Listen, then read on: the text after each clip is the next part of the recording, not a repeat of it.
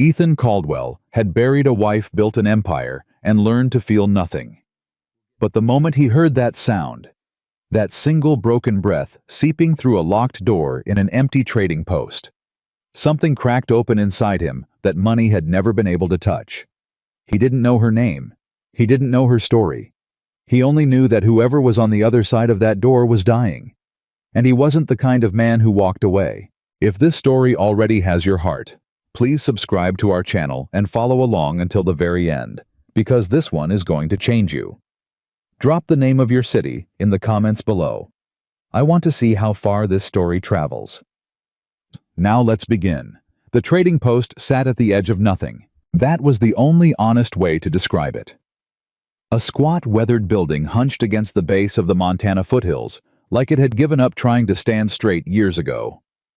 The sign above the door had long since lost two of its letters, and the porch boards sagged under the weight of too many winters and not enough care. Ethan Caldwell had been here a dozen times before. He knew old Silas Beaumont ran a tight, clean operation. Supplies restocked, regular fire kept burning door always open before sunup. So when Ethan rode up that August morning in 1882 and found the door hanging just barely off the latch, he knew something was wrong before his boots even touched the ground. He sat still on his horse for a moment. Just a moment. Long enough to read the silence. And the silence said plenty. No smoke from the chimney. No smell of coffee. No sound of Silas moving around inside muttering to himself the way old men do when they think no one is listening. The horses tied at the post across the road were gone. The supply cart that was usually parked along the eastern wall, gone. Even the dog, a one-eared hound that slept under the porch every morning without fail, was nowhere to be found. Ethan climbed down slow. He tied his horse to the post with practiced hands, his eyes never leaving the door. His hand drifted toward the revolver at his hip, not drawing it, not yet, just letting his fingers rest there the way a man does when every instinct he has is telling him to be ready. He pushed the door open with two fingers. Inside was wrong in 100 small ways. A stool was knocked over near the counter. A tin of tobacco had rolled across the floor and come to rest against the far wall. One of the shelves behind the counter was pulled away from the wall at an angle, like someone had grabbed it to steady themselves or had been thrown into it. A coffee cup sat on the counter, still half full, the liquid long cold. Ethan stepped inside. The floorboards groaned under his weight. He let them. He wasn't trying to be quiet. If someone was hiding in this building meaning to do him harm, he'd rather they knew he was coming and stepped out to face him. The kind of men who hid in shadows and attacked from behind were exactly the kind of men Ethan Caldwell had learned to handle efficiently and without much sentiment. "Silas," he said. Not loud, steady, nothing. He moved around the counter, eyes sweeping every corner. The back shelf was in order. The custom rifle he'd ordered months ago was still there, wrapped in cloth, waiting exactly where Silas would have left it. That told him something. Whatever had happened here, it hadn't been a robbery. A thief would have taken the rifle first. A fine custom piece like that could feed a man for 3 months in a territory where work came and went. He picked up the rifle, turned it over in his hands, just long enough to confirm it was his order, and set it down again. That's when he heard it. It was so faint that a man thinking about something else would have missed it entirely. Just the smallest shift in the air. A breath drawn in with effort. The sound a person makes when they are trying very hard to make no sound at all, and failing just barely because they are too exhausted to hold themselves together anymore. It came from the supply room at the back. The door was padlocked. Ethan stared at it. The lock was a heavy iron one. Silas kept it for nights when he was away to protect his inventory. But the lock was on the wrong side. The hasp had been flipped so the lock sat on the outside. Anyone in that room had been locked inside from without, not by their own choice. Ethan picked up the heavy wooden stool from the floor. He drove the leg into the padlock once hard. The bracket split from the wood of the door frame. He kicked the door open. The smell hit him first. Blood, dried sweat, fear. The kind of smell that has a color to it, a deep, ugly rust-brown color that you see even when your eyes haven't adjusted to the dark yet. "Hello," he said. His voice came out quieter than he intended. Something moved in the corner behind a stack of crates. Ethan didn't move toward it right away. He understood without having to think about it that moving fast would be the wrong thing to do. He understood this the way a man understands things when he has lived long enough and paid enough attention to other people's fear. "I'm not going to hurt you," he said. "I'm Ethan Caldwell. I came to pick up a rifle from Silas Beaumont. The door was open and Silas is gone. I heard you breathing." A pause. Then a sound. Not words.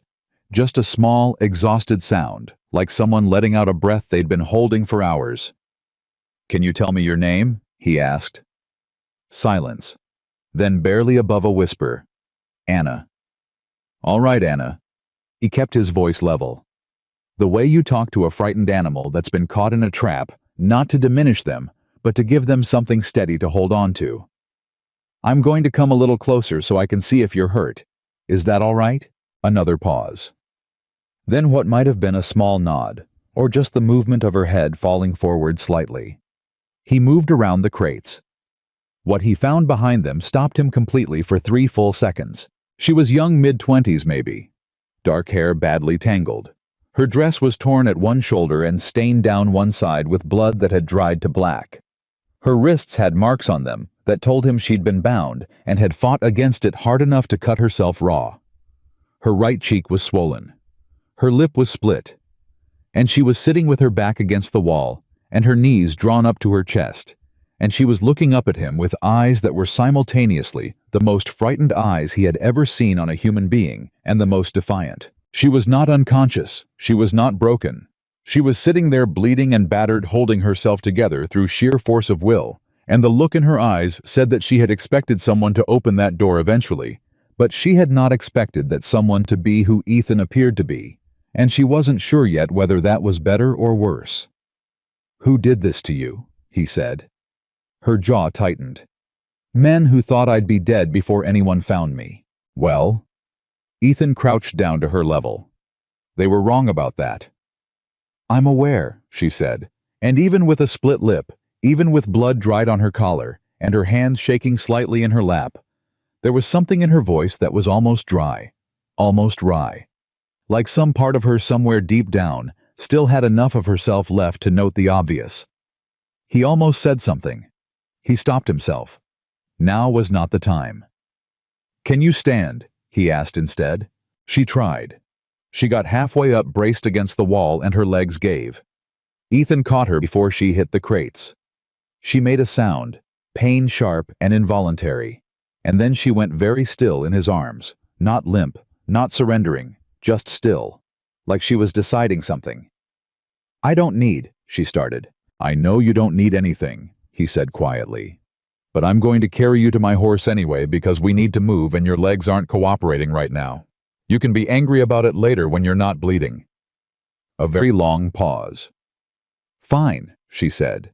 Just the one word. But the way she said it told him that she was a woman who picked her battles carefully and had decided in this particular moment that this wasn't one worth fighting. He carried her out of the supply room, through the trading post, and out into the morning light.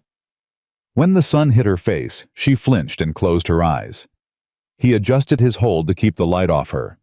He didn't explain the gesture, he just did it. He got her onto his horse.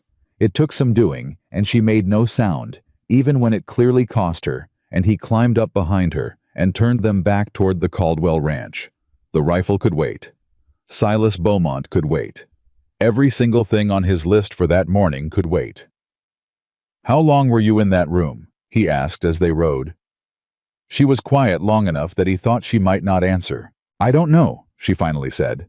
"It was dark. I couldn't tell how many times the light came and went under the door." He did the math in his head and didn't like the answer he arrived at. "How far did they take you from where they found you?" Another pause. "Found me? That's an interesting way to put it." He waited. "They didn't find me," she said. "I was traveling west with my brother. We came through a settlement 3 days east of here. There's a man there, a businessman. He runs operations through the territory supply routes, freight contracts, that sort of thing. But underneath it..." She stopped. Her breath caught. She steadied herself before continuing. "Underneath it is something else. People going missing. Workers who sign contracts and never come back. Families looking for sons and daughters and getting nothing but silence. And your brother found this out. My brother started asking questions, she said. That's all he did. He asked questions. He talked to people. He wrote things down. And then one morning he wasn't there anymore. Ethan kept his eyes on the trail ahead. I'm sorry. Don't be sorry, she said. And there was no bitterness in it. Just something flat and exhausted and completely certain. Find out what happened to him. He didn't answer immediately. He was thinking. He was thinking about several things at once the way he always did when a problem presented itself, running through pieces of it, checking angles, measuring what he knew against what he didn't. These men, he said, the ones who put you in that room, you'd seen their faces. I'd seen more than their faces, she said. I'd seen their ledgers. That was when Ethan Caldwell understood that Anna Whitmore was not simply a woman who'd been left to die in a supply room. She was a witness, and someone had made the very significant miscalculation of leaving her alive. He urged his horse to a faster pace. The Caldwell Ranch came into view after another hour of riding. It was exactly the kind of place that told you everything you needed to know about its owner without saying a word. Large without being ostentatious. Maintained without being fussy. The fences were solid. The equipment was in good repair. The people moving around the property hands workers, a few women hanging washing, moved with the kind of easy efficiency that came from being treated fairly and working for someone they respected. Whose place is this? Anna asked. She'd said almost nothing for the last half hour. Mine. She looked around slowly. He could feel her taking it in. You're wealthy. Reasonably. And you're bringing me here instead of taking me to town. Yes. A beat. Why? He considered the question honestly. Because every man with authority in that town has his hand in somebody's pocket, and right now I don't know whose pocket that is. Until I do, you're safer here. She said nothing for a moment. Then, you don't know me. No, he agreed. I could be lying. I could have made all of that up. You could have, he agreed again. But the marks on your wrists aren't a lie. And the blood on your dress isn't a lie. And nobody spends 2 or 3 days locked in a dark room and comes out of it making up stories. She was quiet. Also, he added, if you were lying, you'd have tried harder to seem pitiful. You've done nothing of the kind. Something shifted in her. He felt it more than saw it, a small, almost imperceptible easing. Not trust, not yet. But the recognition, maybe, that she was not going to have to keep fighting quite so hard in the next few hours. I need to find out what happened to my brother, she said. I know, he said. That's not a small thing to ask. No, he said. It isn't. And I'm not asking you to do it. I'm going to do it myself. I just need... She stopped, like she wasn't sure exactly what she was going to say next, or like the words were ones she wasn't accustomed to using. I just need somewhere to be for a little while I get back on my feet. That, Ethan said, I can do. He brought his horse to a stop in front of the main house and swung down first, then helped her down. She accepted the help without arguing this time, which told him how much the ride had cost her. A woman came out of the front door before they'd even reached the steps. She was somewhere in her 60s, built square and solid, with a face like a piece of wood that had been out in the weather for a long time, not harsh, but worn to something honest and permanent. She took one look at Anna, and her expression shifted from inquiry to action in the span of a single heartbeat. Lord in heaven, she said, not dramatically, just as a plain statement of fact. Margaret. Ethan kept his voice even. This is Anna. She needs medical attention. She's been held somewhere for the better part of 3 days. She's got injuries to her wrists and face, and I suspect there may be more that I can't see. Margaret Hayes had been Ethan's housekeeper for 7 years. Before that, she'd served 2 years as a field nurse in an army hospital in Kansas. She did not ask unnecessary questions. She stepped forward immediately and took Anna's other arm with a capable, impersonal gentleness. Come on then, honey, she said. Let's get you inside. Anna let herself be guided up the steps. At the top, she paused and looked back at Ethan. "You don't know what you're getting into," she said. "Probably not," he agreed. "The man who did this to me, he has connections you can't imagine. Money, influence, friends in high places." "So do I," Ethan said. She studied him for a moment. Her swollen eye was half closed, and her lip was still bleeding slightly, and she was standing on steps. She'd barely made it up, and she looked at him with those direct, exhausted, furious eyes. "His name is Caleb Whitmore," she said. The name hit Ethan like cold water. He kept his face exactly as it was. Still. Quiet. The face of a man who has had a great deal of practice at not showing what is happening inside him. But his jaw tightened. Just once. Just for a fraction of a second. Because Ethan knew that name. He knew it well. Caleb Whitmore. Freight operator. Businessman. Longtime customer who had used Ethan's supply routes through the territory for the better part of 4 years. Who had attended 3 dinners at this very house. Who had shaken Ethan's hand and smiled broadly and called him a good man and a good businessman. Who had on 2 separate occasions brought fine whiskey and talked long into the evening about the future of Montana Territory and the kind of men who were going to build it. Ethan had considered him, if not a friend, then at minimum a trustworthy associate. He looked at Anna. He looked at what Caleb Whitmore's men had done to her. He looked at the marks on her wrists. "Go inside with Margaret," he said. His voice was very quiet now. "Get cleaned up. Rest. When you're ready to talk more, I'll be here to listen." She held his gaze for a moment longer. Then she nodded once and went inside. The door closed behind her. Ethan stood on his porch for a long time after that. The morning light was full now, clean and hard across the Montana hills. The ranch was going about its ordinary business around him. Horses moved in the corral. Someone hammered at something near the equipment shed. The smell of wood smoke and dry grass was exactly the same as it had been every morning for the past 15 years. But something was different. He could feel it. Something had shifted in the air, or maybe in himself, the way the atmosphere shifts just before a bad storm, that change in pressure, that every creature in the territory registers in its bones long before the clouds arrive. He had known Caleb Whitmore, and somewhere in the past 4 years, without realizing it, he had helped the man hide. He had thought his routes were moving freight. He had been pleased to offer them. The extra income was nothing to him, but the business had seemed legitimate, and Ethan was a man who liked things to function well and efficiently and without unnecessary complication. He understood now what had actually been moving through those routes. He didn't have proof yet, but he understood. And when a man like Ethan Caldwell understood something, he did not let it rest. He went inside. Margaret had taken Anna to the room at the end of the east hall, the one that got good light in the morning and was close to the kitchen in case someone needed to be in and out with supplies. Ethan stopped at the door and knocked lightly. "She's sleeping," Margaret said, opening the door just wide enough to speak through. "Dropped off almost before I got the cloth on her wrists. She was fighting it, but she just couldn't hold on anymore." "How bad?" "Bad enough." Margaret's voice was matter-of-fact, but her eyes said more. "Wrists are going to heal. Face is going to heal. She's lost some blood, but not dangerous amounts. She's dehydrated and hungry, and she's running on pure grit at this point."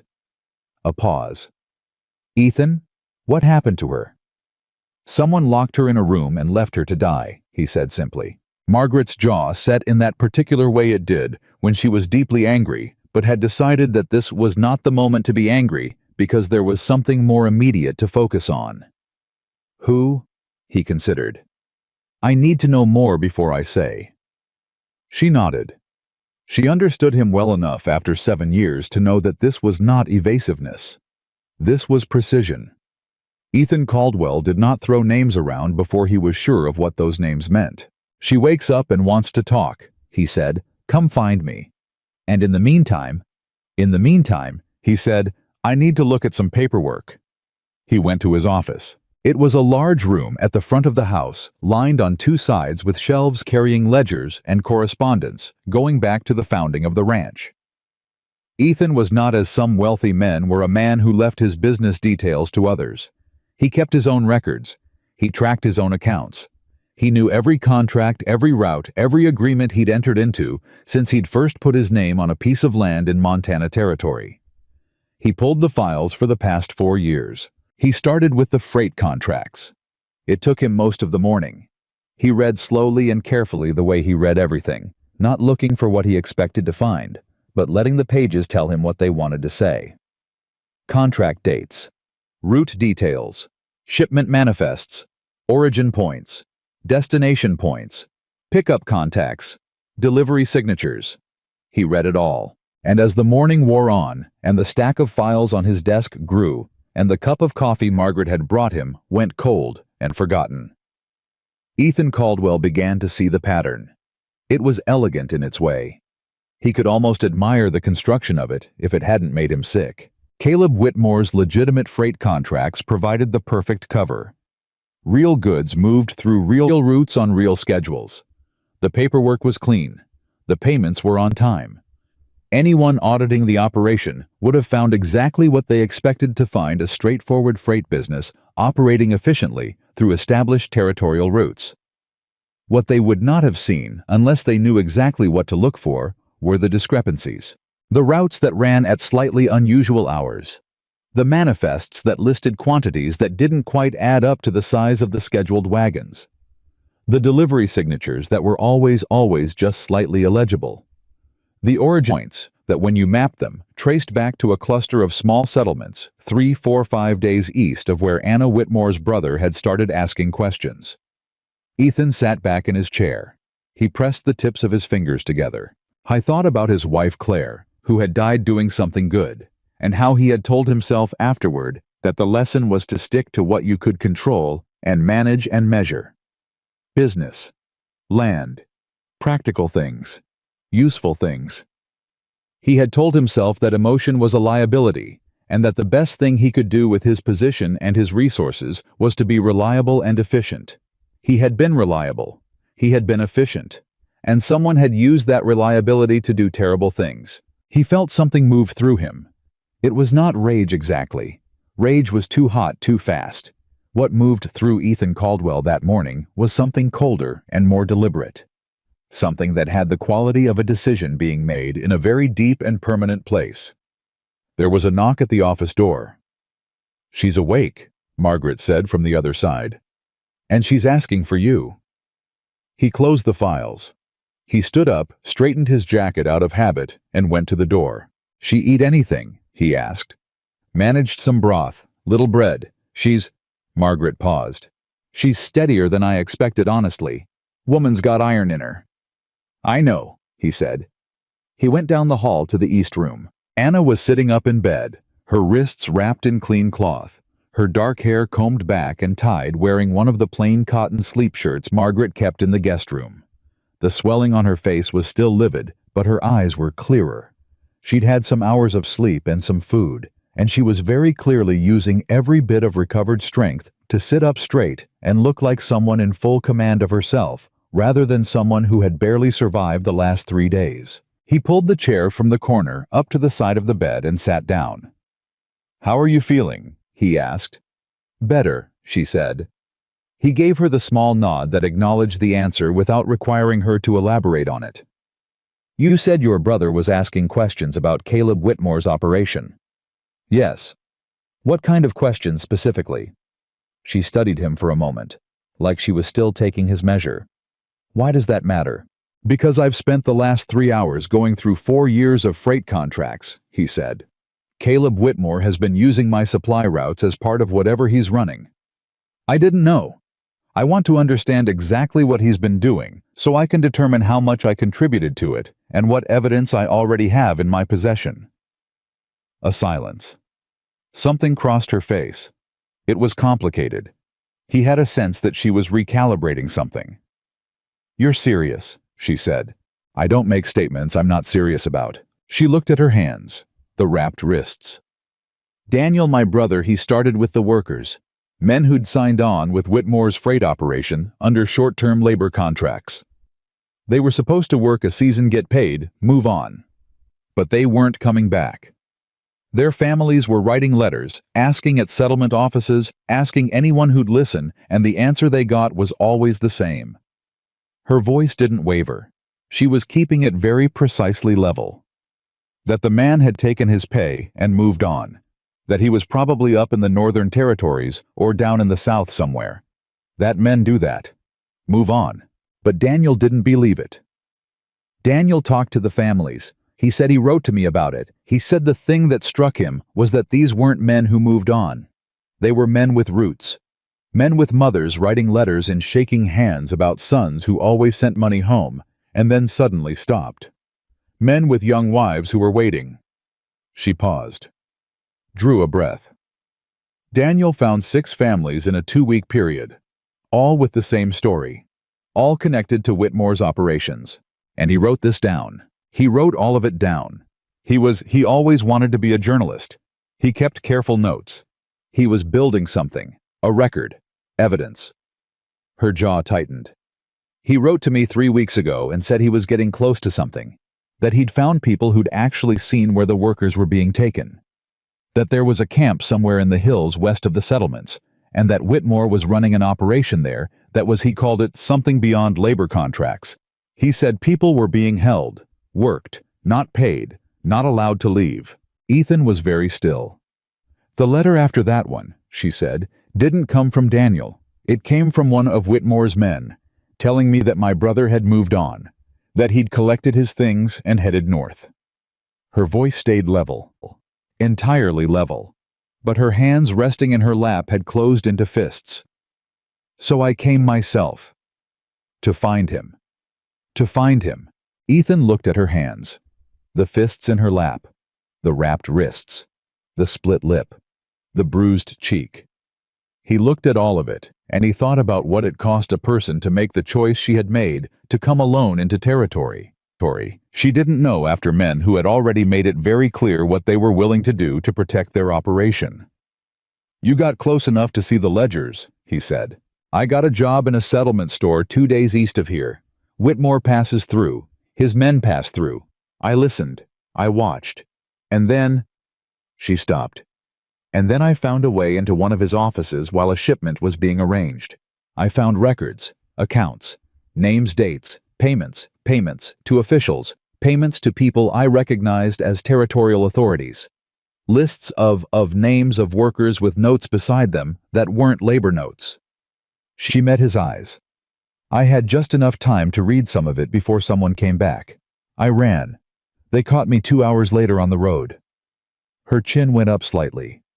But they didn't catch the notes I'd already made in my head. Ethan looked at her for a long moment.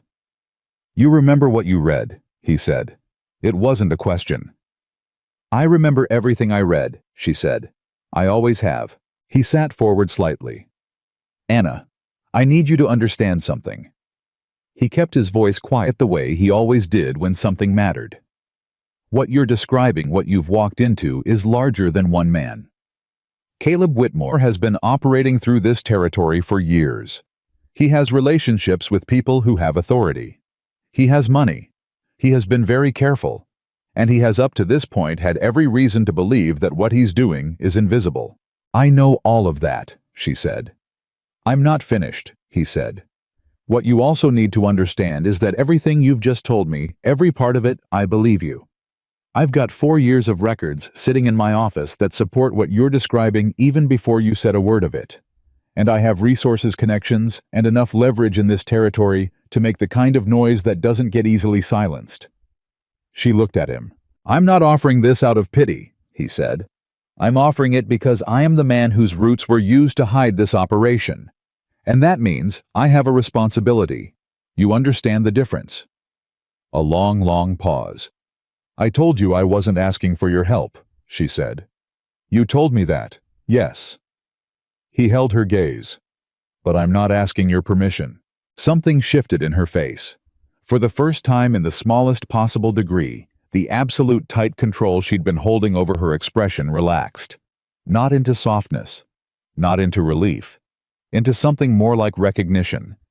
Like she was seeing something she had not expected to see in the face of a wealthy rancher who had every comfortable reason to look away. What are you going to do? she asked. First, he said, I'm going to find the people who were moved through my roots. I'm going to find out where they are and who's keeping them. He paused. And then, I'm going to find your brother. Her breath caught. Just once. Just for a fraction of a second. The only moment of fracture in all that careful, rigid composure. And then she had herself back. He might be dead, she said. Her voice was perfectly steady when she said it, like she had made herself say it 1,000 times in the dark of that supply room, until the words no longer had the power to knock her down. He might be, Ethan agreed. He did not offer her false comfort. She would not have thanked him for it. But until we know that for certain, we're going to proceed as though he isn't. A silence fell between them. Outside the window, the Montana hills were going gold in the afternoon light. Somewhere in the ranch, someone was calling out to someone else about the horses, the ordinary sound of a place going about its life. There's something else, Anna said. He waited. When I worked at the store in the settlement, there were others like me. People who suspected. A doctor who treated workers and had seen things she couldn't explain. A man who'd worked for Whitmore's operation and gotten out and lived to regret knowing what he knew. She looked at Ethan steadily. They're scared. But they're not gone. If someone reached out to them, someone with enough standing that they believed it might actually make a difference. You think they'd come forward, he said. I think, she said carefully, that people will do surprising things when they believe someone is actually listening. Ethan thought about Claire, about how she had believed exactly that, about how it had gotten her killed, and how in the bitterest years after he had told himself she'd been wrong. That the world did not work the way she believed it did. That faith in people was a luxury that reality could not sustain. He had been so certain of that, for so long. He stood up. Get some rest, he said. Tomorrow we start. She looked up at him from the bed, this woman who had been left to die in a locked room and was already thinking about who else needed saving. Ethan, she said. He paused at the door. Why are you really doing this? He thought about the honest answer for a moment. He was a man who preferred honesty to comfortable explanations. Because someone I loved once told me that the measure of a person isn't what they build, he said. It's what they protect. And I've been building for 15 years. He looked at her. I think it's time I remembered the other half. He closed the door quietly behind him, in the east room. Anna Whitmore lay back against the pillow and looked at the ceiling and breathed. Just breathed. The kind of breathing you do when something inside you has been wound so tight for so long that the simple act of not having to hold everything together for 60 consecutive seconds is something close to overwhelming. She did not cry. She hadn't cried in a very long time, but she closed her eyes, and somewhere in the part of herself where she kept the things that mattered most, she thought Daniel. Hold on. Someone's coming. And in his office, Ethan Caldwell sat down at his desk, opened the top drawer, and took out a piece of paper. He picked up his pen. He began to write.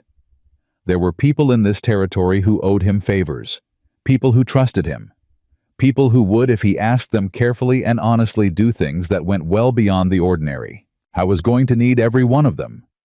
Because Caleb Whitmore had spent years building a wall of money and influence and carefully maintained silence.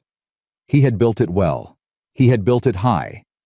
But Ethan Caldwell had spent those same years building something too, and he was about to find out which one of them had built something that lasted. He wrote until the lamp beside him was the only light left in the house, and in the east room at the end of the hall. Anna Whitmore finally slept. Really slept. Deeply. Slept for the first time in 4 days. Both of them dreamed of the same thing, though neither would have admitted it. The truth coming out into the light, and the men who had believed they were untouchable finally facing what they'd done. The next morning came fast and cold, the way mornings did in Montana when summer was starting to think about letting go. Ethan was already at his desk before the sun was fully up, the lamp still burning the stack of papers he'd been working through the night before, reorganized into something that looked less like a mess and more like a map. He hadn't slept more than 2 hours. He hadn't tried very hard. Margaret brought him coffee without being asked and set it down without saying anything. She knew him well enough to understand when he was in the middle of something, and talking would only slow him down. He was going through the route logs again, this time not looking for pattern, this time looking for names. The delivery signatures that had always been slightly illegible, he could read them now. Not perfectly, but well enough. And the names he was finding, the names that appeared again and again on pickup manifests and freight receipts and supply confirmations, were names he recognized. Not friends, not close associates, but men he had seen at territorial meetings, men who attended the same merchant dinners, men who appeared on the same courthouse records as witnesses and co-signers and guarantors. Caleb Whitmore had not built a criminal operation. He had built a community, and Ethan had been standing at its edges, a respectable neighbor, lending it credibility by proximity alone. He set down his pen and pressed both hands flat on the desk. "You need to eat something," Margaret said from the doorway. "I'm fine." "That's not what I asked." He looked up. She was standing with her arms crossed in that way she had, the way that made it very clear the conversation was not optional. "How is she?" he asked. "Awake. Been awake about an hour. She's already asked me twice for paper and something to write with." Margaret's expression shifted slightly. "I gave her what she asked for. She's been writing ever since." Ethan sat back. "Writing what?" "Names, far as I can tell. Dates. Didn't look closely. Wasn't my business." A pause. "Ethan, that young woman is carrying something heavy." "I know. I don't mean her injuries." Margaret looked at him steadily. "I mean the kind of weight that comes from being the only person who knows the whole shape of something terrible. The kind of weight where you're scared to sleep too deep because you're afraid you'll forget something, or that something will happen to you before you can get it out." He was quiet for a moment. "She'll be all right. I didn't say she wouldn't." Margaret turned to go, then stopped. "There's a rider came in 20 minutes ago.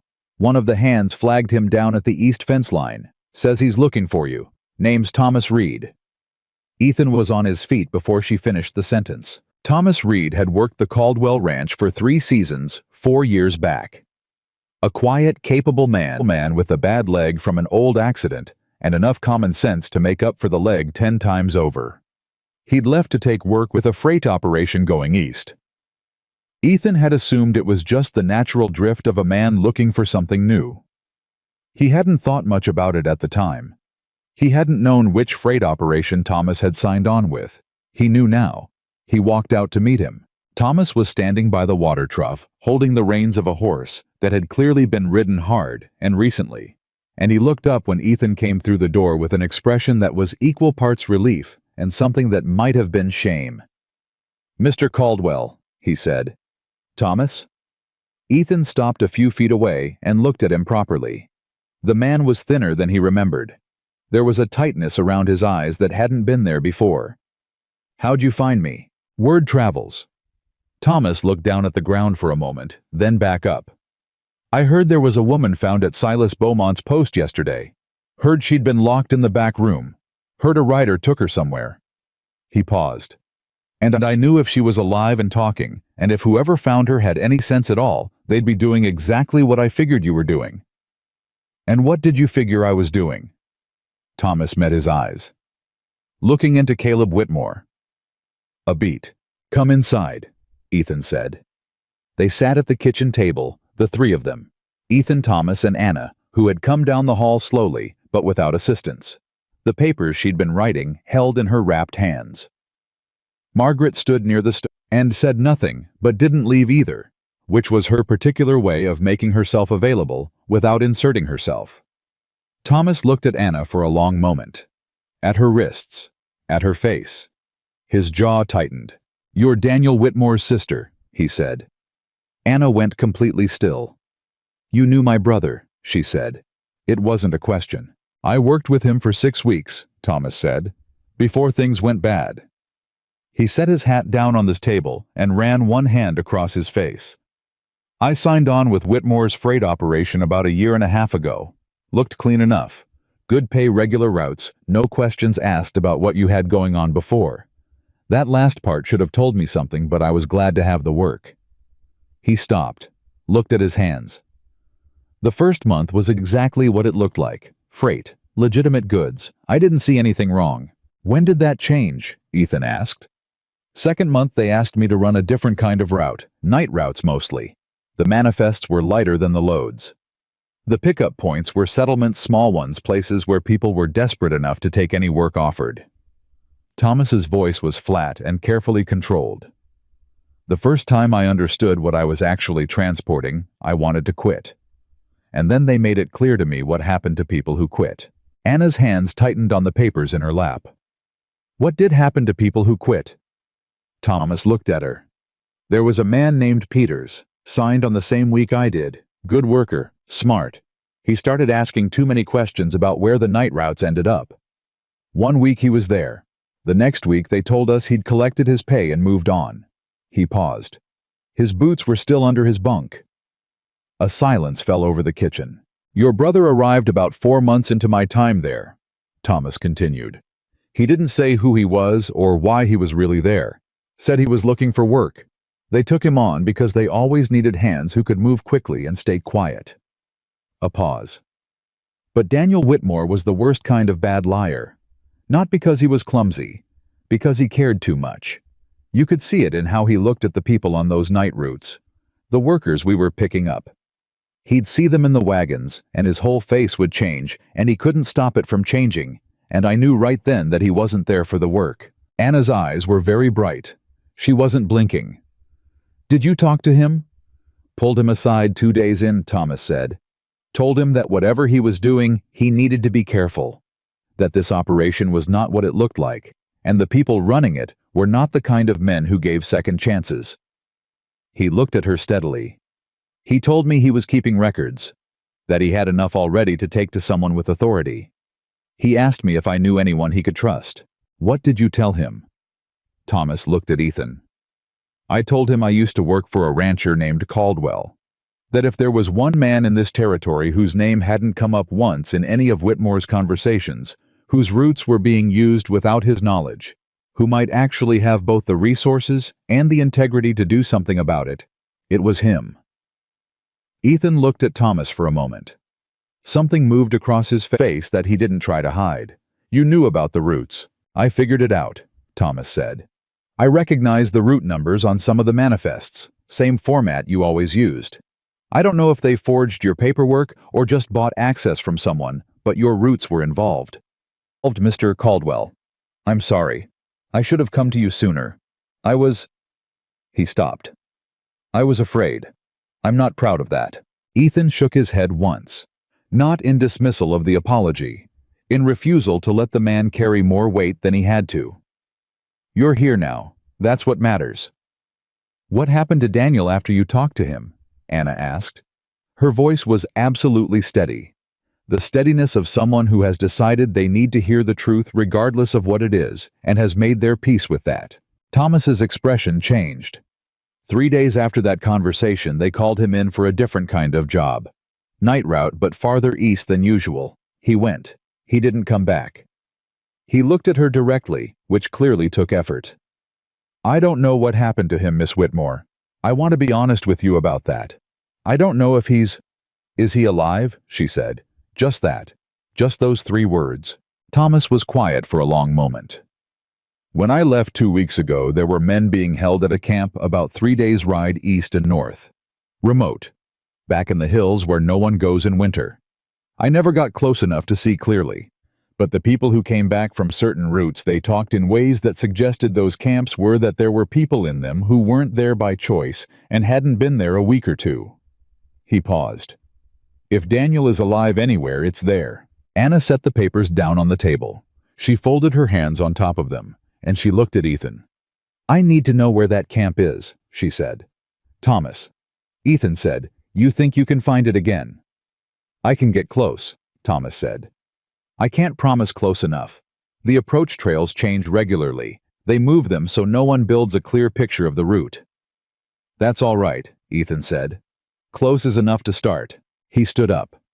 He moved to the window, not to look at anything in particular, just to think on his feet, the way he always did, when something complex needed to settle into a shape he could work with. We need more than the 3 of us.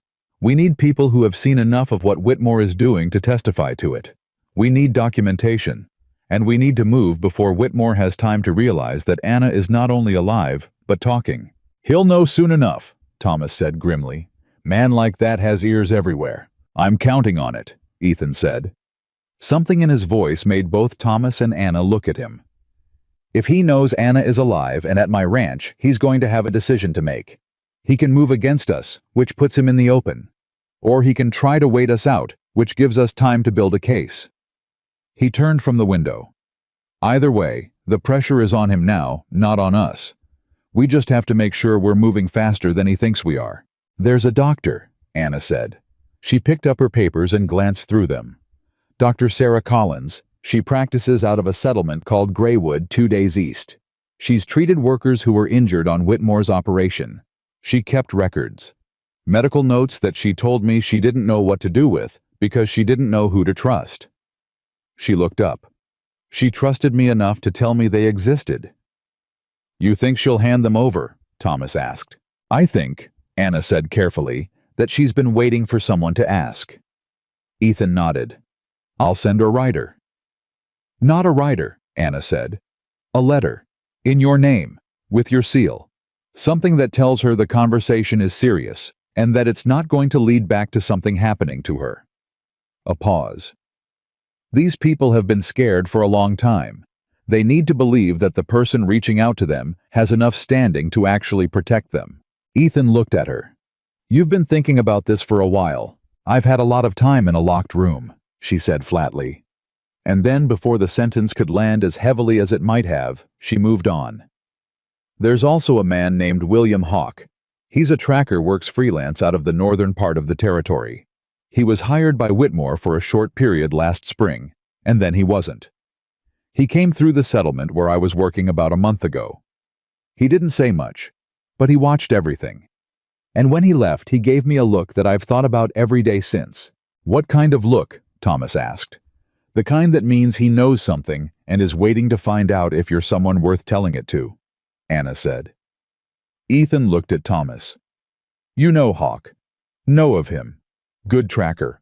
Honest reputation. Hard to find when he doesn't want to be found. Then we start with Dr. Collins, Ethan said. She's closer, and she's got documentation. He moved to his desk in the adjacent room, already pulling out paper. Thomas, I need everything you remember about those routes. Not the roads, the people, the names, the pickup points, the men who ran things on the ground. Anna, I need you to go through your memory, everything you read in Whitmore's office, everything you saw. Dates, numbers, names, all of it. I've already started, she said, holding up the papers. He looked at the pages she'd been writing. Covered in a close, precise hand. No wasted space. Every line used. He looked at the writing and thought about what it must have taken to hold all of that inside her head through 3 days in a locked room and then organize it into something this orderly the moment she had paper. This is good, he said. This is very good. She didn't say anything. But something in her posture shifted almost imperceptibly. Margaret from the kitchen said, Breakfast is on the table, and none of you are leaving this house before you eat it. Ethan almost smiled. Almost. They ate quickly, and without much ceremony, and while they ate, Thomas talked. He talked about the routes, and the names, and the patterns he'd seen over 18 months of working an operation that he had tried to convince himself was salvageable, right up until the moment he understood it was not. He talked with the particular kind of honesty that comes from a man who has been carrying a guilty conscience long enough that the relief of putting it down outweighs the shame of showing that he was carrying it. Anna listened to everything. She asked 3 or 4 precise targeted questions, the kind that cut straight to the information she needed without anything extra. Ethan noticed that she never interrupted to add her own experience or make the comparison to what she'd seen. She filed what Thomas said away and moved on. She was building something in her head, adding to what she already had, and she was going to have the full shape of it clearly assembled before she said another word about what it meant. He recognized the way her mind worked, because it worked similarly to his own. After breakfast, Ethan wrote the letter to Dr. Collins. He drafted it twice, then showed the second version to Anna. Change this part, she said, pointing to a paragraph near the end. You're explaining too much. If she has to read too much justification, she'll wonder why you're working so hard to convince her. Just state what you need and what you're offering. Keep it short. Let her fill in the rest. He read the paragraph again. She was right. He changed it. You want to read the final version? He asked. Yes, she said. Not as a request, just a statement of intent. He handed it to her when it was done. She read it through once, handed it back. Good. He sealed it and called his most trusted writer, a young man named Henry, who had been with the ranch for 2 years, and who Ethan knew could be counted on to be discreet and fast. Graywood Settlement, Ethan told him. You find a doctor named Sarah Collins. You put this letter directly in her hand. Nobody else. You wait for a reply. If she doesn't give you one within a day, you come back and tell me what she said when she read it. Henry nodded, took the letter, and was gone within 10 minutes. After that, Ethan went to find 2 of the ranch hands he trusted most, brothers named Cal and Pete Drummond, who had been working the property since before Ethan had made his first significant money, and who were loyal in the way that men are loyal when they've seen someone treat people right over a long period of time rather than just when it was convenient. I explained the situation to them plainly, without softening anything. He told them about Anna. He told them about the camp. He told them about Caleb Whitmore. Cal listened with his arms crossed and his hat pushed back on his head, which was how he always listened when something serious was being discussed. When Ethan finished, he said, You're saying Whitmore's been using your roots? Yes. And you're going to do something about it? Yes. Cal and Pete exchanged one of those silent conversations that brothers who have worked together for 20 years can have in about 2 seconds. Then Cal looked back at Ethan. Tell us what you need. This was the thing about having built something honestly over a long period of time. The loyalty it generated was not the loyalty of men who were afraid of what would happen if they said no. It was the loyalty of men who genuinely believed in what they were part of and didn't want to see it compromised. Ethan had spent 15 years building that. He was about to need every bit of it. I was still talking through the logistics with the Drummond brothers when Anna appeared in the doorway of the equipment room where they were gathered. She had her coat on, one of Margaret's slightly too large for her, and she was holding the papers she'd been writing on, now folded and tucked into a pocket. There's a rider on the East Road, she said, coming fast. Everyone stopped talking. Cal moved to the window. One man, he said. Riding hard, not one of ours. Ethan crossed the room in 4 strides and looked. The rider was still a distance out, but approaching at a speed that said either something was wrong or something was urgent, or both. He wore no identifying colors. His horse was a plain bay. Nothing about him said anything at all, which was in itself a kind of message. Nobody do anything sudden, Ethan said quietly. Cal, you and Pete stay back, but stay visible. Thomas, go inside. Anna. I'll stay, she said. He looked at her. If this is someone Whitmore sent, they already know I'm here, she said steadily. Hiding doesn't change that. He couldn't argue with the logic. Stay behind me, he said. She didn't argue with that either, which told him her read on the situation matched his. The rider came into the yard and pulled up hard. He was young, early 20s, out of breath from the ride. His eyes went immediately to Ethan, then slid to Anna, then back. Mr. Caldwell, he said. That's right. My name's Jonah. I ride for Dr. Sarah Collins out of Graywood. He reached into his coat and produced an envelope. She says she didn't wait for a letter. She's been waiting for a reason to act for 7 months. Says she's ready to talk and she's got a man with her, says you might know him. Name of William Hawk.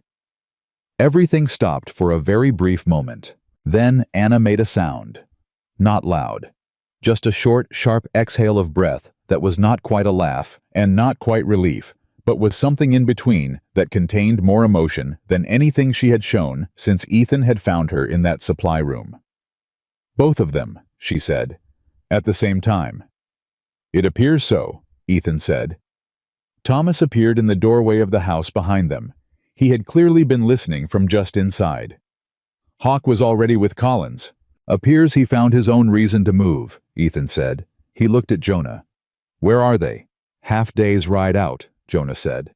Coming this direction. Collins said she'd move as soon as she had confirmation that this wasn't a trap. You can give her that confirmation, Ethan said. He stepped forward and took the envelope, opened it, scanned the contents.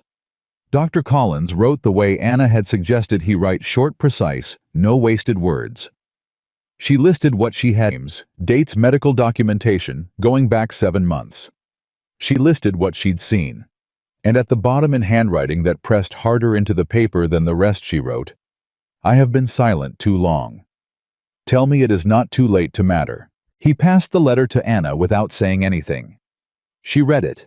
Her expression didn't change, but she held the paper for a moment longer than she needed to before handing it back.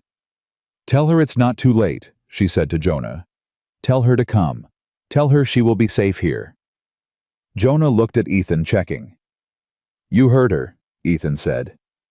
Jonah turned his horse and rode.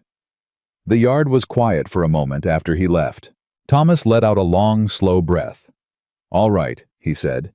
This just got real. It was always real, Anna said. She turned and went back inside.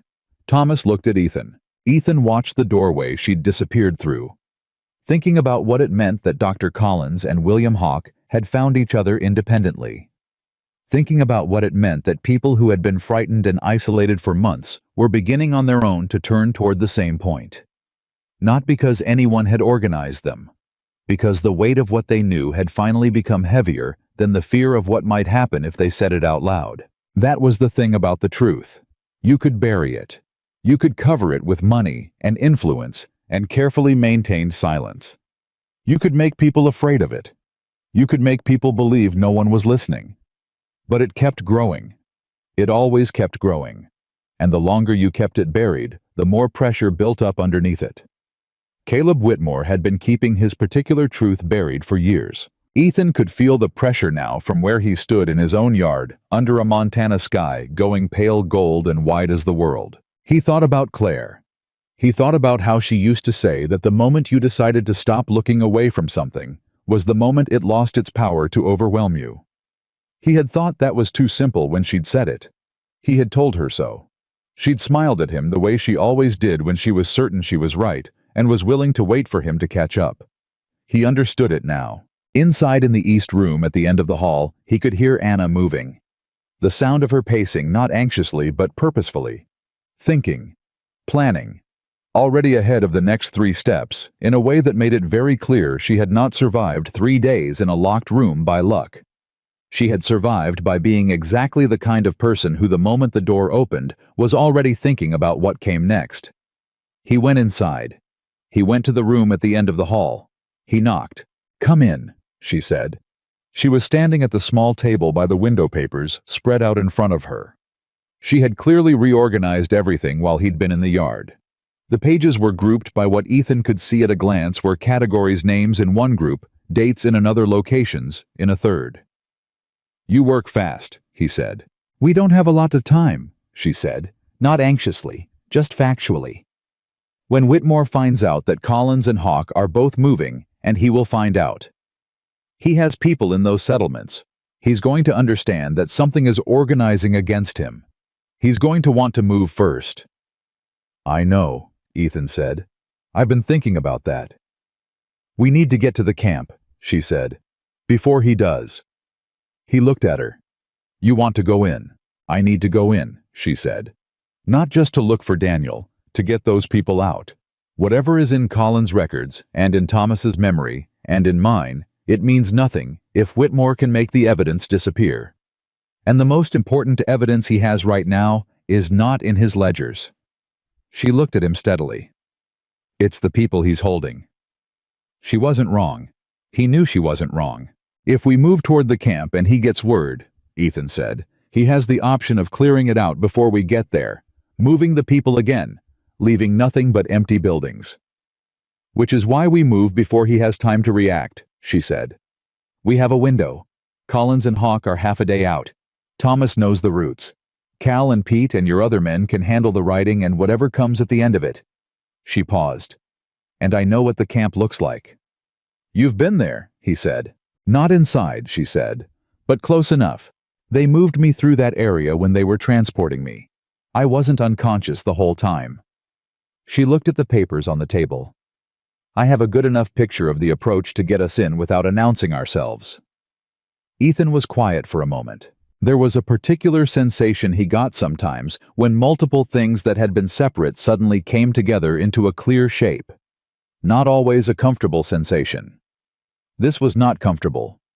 This was the feeling of understanding that a thing he had been approaching carefully and methodically had its own momentum now, and that the window for careful and methodical was narrowing. "When Collins and Hawk get here," he said, "we share everything, we compare everything, and then we move." Anna looked at him. "Agreed." "One condition," he said. She waited. "You tell me if it gets to be too much," he said. "Not because I'll make you stop, but because I need to know what I'm working with. You understand the difference." A long pause. She was clearly deciding whether to be offended by the question. He could see her working through it. "I understand the difference," she said finally. "And I'll tell you." A beat. "Same condition applies to you." He almost smiled again. He was almost smiling more in the last 18 hours than he had in the last several months, which was a strange thing to notice at a moment like this, and he noticed it anyway. "Agreed?" he said. He turned to go. He was almost to the door when she said quietly, "Ethan." He stopped, turned back. "My brother." She stopped, started again. "If he's in that camp, when we get him out." She paused once more. She was choosing the words carefully, the way she chose everything carefully. "He's going to be in bad shape.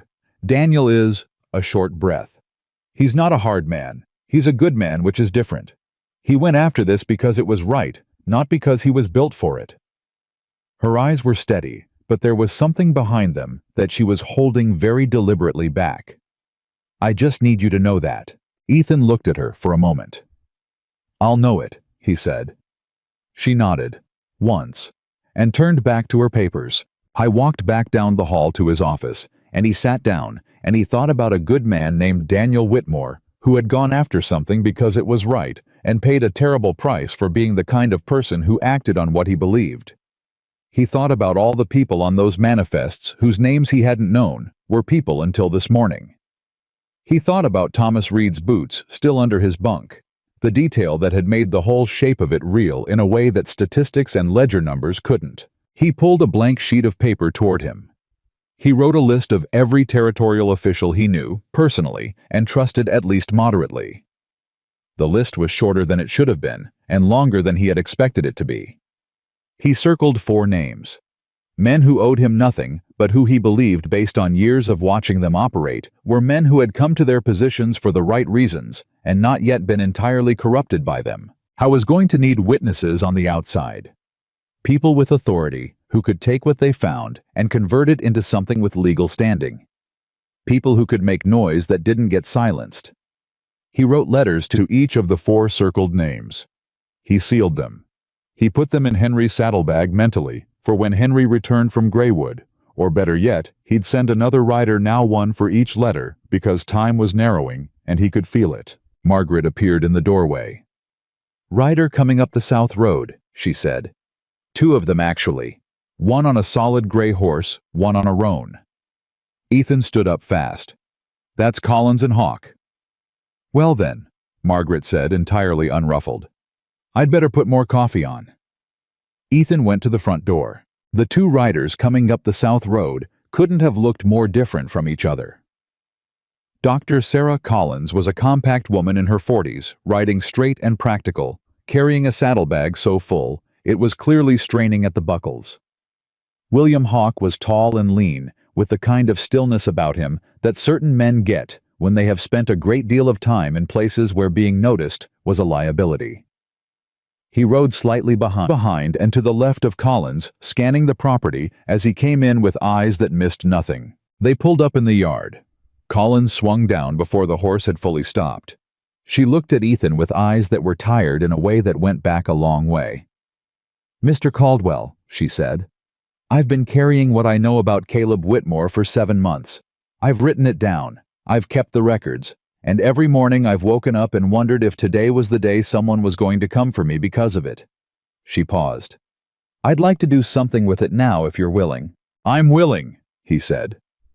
Hawk dismounted and came to stand a few feet away. He looked at Ethan. "You understand what you're taking on," he said. It wasn't a question. "I'm starting to," Ethan said. Hawk studied him for another moment with those flat, observant eyes. "Good enough," he said. Anna appeared behind Ethan in the doorway. Hawk saw her, and something crossed his face. Recognition and the particular kind of relief that a person shows when they realize that someone they had feared was dead is in fact not dead. "Miss Whitmore," he said. "Mr. Hawk," she said. "Then, you found the doctor." "She found me more or less," he said. "I'd been circling around Greywood for a week trying to decide if it was worth trusting anyone." A pause.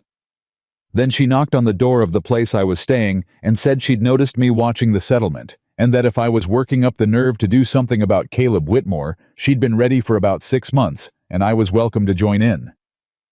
Anna looked at Collins. Collins looked back at her steadily. "You're Daniel's sister," Collins said. "Yes?" Anna said. Collins reached into her overfull saddlebag and produced a leather folder worn and thick, the kind that a person keeps something in when they want it to survive rough handling. She held it out to Anna. Anna took it, opened it, looked at the first page, then the second. Then she closed it and held it against her chest for a moment with both hands. "How many names are in here?" she asked. 43, Collins said. "That I can confirm. There may be more." 43. The number landed in the yard like a stone dropped in still water. Ethan felt the ripples of it move through everyone present. Thomas, who had come outside at some point and was standing near the fence. The Drummond brothers. Margaret in the doorway. 43 people. "All right," Ethan said. He said it quietly. He said it in the voice he used when a decision had been made, and the time for discussing was done, and what remained now was the doing of things. Everyone looked at him. "We have a lot of work to do," he said. "Let's get started." They spread everything across Ethan's dining room table that afternoon. Collins's leather folder, Anna's handwritten pages, Thomas's verbal account, which Cal Drummond transcribed in a careful hand, and Ethan's own 4 years of freight records laid out in chronological order. It took 2 hours just to organize it all. When they were done, the table looked like a map of something monstrous built piece by piece over years, each piece ordinary enough on its own, each piece devastating in context. William Hawk stood at the far end of the table and looked at all of it without speaking for a long time. He had barely said 10 words since coming inside. He looked at things the way a man looks at terrain before he has to move through it, not reading exactly, but memorizing. Building a picture in his head that he could navigate from later. "The camp," he finally said. "I know where it is." Everyone went still. "You've been there," Ethan said. "Close enough to matter," Hawk said. 2 weeks ago, I tracked a route from a settlement pickup point eastward until I lost the trail in the hills.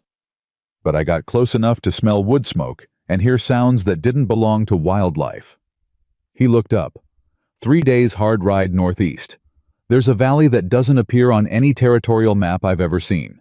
The approach is through a narrow pass, one way in, one way out on horseback, unless you know the back ridge. "And do you know the back ridge?" Thomas asked. Hawk looked at him with the particular expression of a man who considers the question self-explanatory. "Right," Thomas said. Anna was already leaning over the table, moving her papers to find the section she'd written about the route she remembered from when Whitmore's men had transported her. She pointed to a section. "They kept me covered for most of it. But there was a point where they stopped, and I could feel the air change, temperature dropped like we'd gone into something enclosed. I heard water, a creek running fast from the left." Hawk looked at her. "West side of the pass. There's a creek." "Yes." He paused. "That puts you exactly where I thought." "Can we get in without being seen?" Ethan asked. "In," Hawk said. "Yes, getting in is possible. Getting in with enough men to actually accomplish something, and getting out again before they understand what's happening." He paused. "That's a different question. How many men does Whitmore have at the camp?" Collins asked. She had her medical folder open in front of her and was making notes in the margins of her own records with the focused efficiency of someone who had spent years documenting things carefully and could not stop even in a crisis. Minimum 10, maximum 20 based on what I observed, Hawk said. Armed. Rotational shifts, which means someone is always awake. The people being held. He stopped. Made a small adjustment in his expression that cost him something. They're not in a condition to run. Whatever shape they're in, we're going to have to move them. We can't count on them to move themselves fast. The room absorbed this. Anna sat down slowly. She didn't look away from the papers in front of her. Then we need more people than we have, she said. We need the right people, Ethan said. He looked at Cal and Pete Drummond. How many of the hands would come? Cal didn't hesitate. Every one of them, you ask it right. I'm not asking anyone to go into a situation like this without understanding what it is, Ethan said. I want volunteers, men who know what they're volunteering for. Then ask them tonight, Pete said. They'll understand. Ethan nodded once, then he looked around the table. Anna Thomas Hawk Collins, the Drummond brothers, Margaret standing in the doorway with her arms crossed and her expression one of grim focused determination. 7 people who had come together from completely different places around a single piece of truth, too large and too ugly to leave alone. We move the day after tomorrow, he said. That gives us tomorrow to prepare to get more information if we can, and to make sure the documentation we have is somewhere safe. Somewhere that Whitmore can't reach even if he moves against this ranch directly. You think he'll move against the ranch? Thomas asked. I think he's going to find out soon that I have Collins, Hawk, and Anna all in the same place, Ethan said. When that happens, he's going to understand that his window is closing. And men like Caleb Whitmore don't wait when they understand that. A short silence. Then Hawk said, he may already know. Everyone looked at him.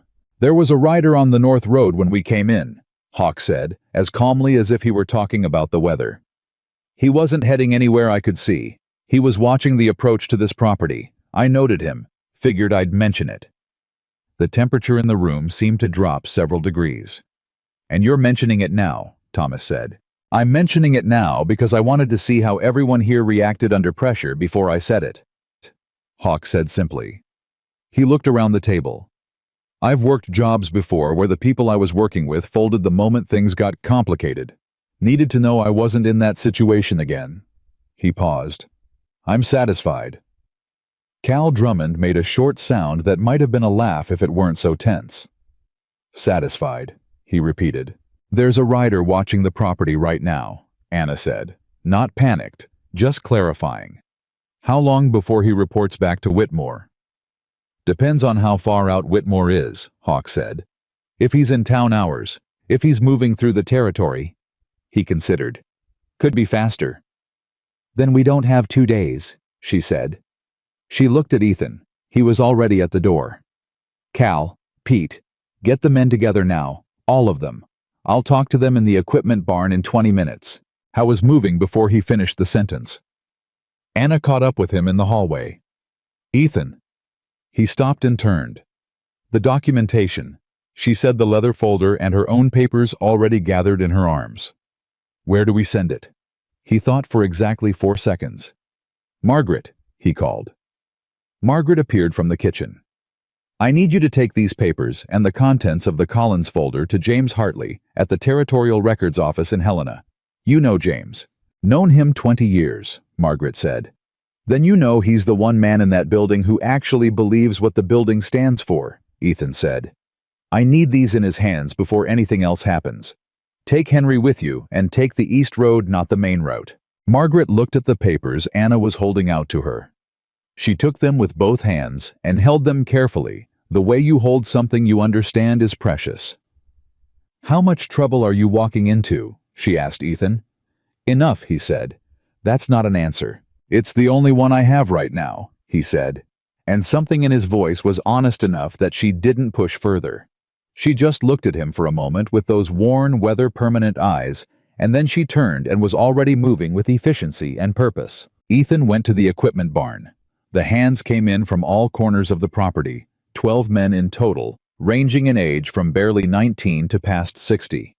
All of them with the particular quality of people who had been doing honest work in hard country long enough that they knew the difference between something real and something performed. They stood in a loose group and looked at Ethan and said nothing, because they could read from the way he'd called them that this was not an ordinary conversation. He told them everything.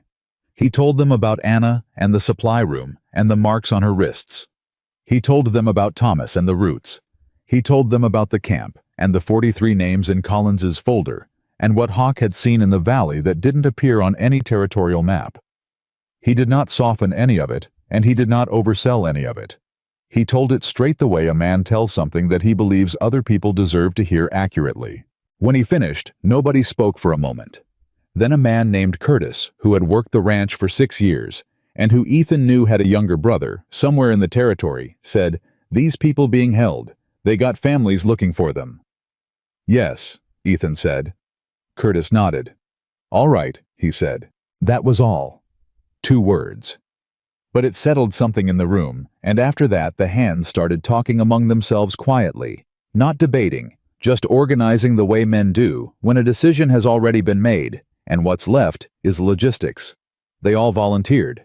Every last one. Back inside, Hawk had taken control of the planning with the quiet authority of someone who had done this kind of thing before, in contexts he hadn't elaborated on, and probably wouldn't.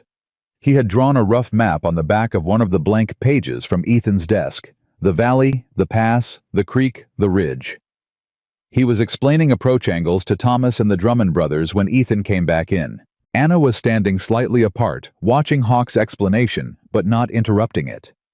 She was holding a cup of coffee that Margaret must have left before departing, and she was holding it with both hands, and Ethan noticed that for the first time since he'd found her, she was not doing anything. Not writing, not organizing, not building anything, just standing and holding the cup and being still for 60 seconds. He came to stand beside her. "You all right?" he said quietly. "No," she said, just as quietly. "But I'm functional, which is close enough." He didn't say anything to that. He just stood there beside her, while Hawk and Thomas and the Drummond brothers talked through approaches and contingencies, and the silence between him and Anna was the kind that didn't need to be filled. After a moment she said, "You asked me before if it was getting to be too much." "I did. I've been thinking about Daniel all day," she said. "About what condition he's going to be in. About whether he's—" She stopped, picked up the thread again. "There's a part of my brain that keeps trying to prepare me for the worst. And then there's another part that tells me if I let that part win, I'll be useless before we even get there." "Which part is winning right now?" he asked. She looked up at him. "Yours is the only ranch in Montana Territory where I've slept in a real bed and eaten real food in a month," she said. "Right now both parts are temporarily shut up by that fact, and I'm using the quiet to think clearly." A pause. "Ask me again in an hour." He almost smiled. "I'll do that." She looked back at the map Hawk was drawing. "What he's describing, the approach through the back ridge. That's going to work, but it's going to take longer than the main pass approach." "Split approach," Ethan said, having already arrived at the same conclusion. "Part of the group takes the pass, makes noise, draws attention. The rest come in over the ridge from behind." "Yes," she said.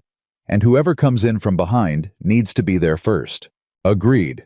He looked at her. "You're going in with the ridge group."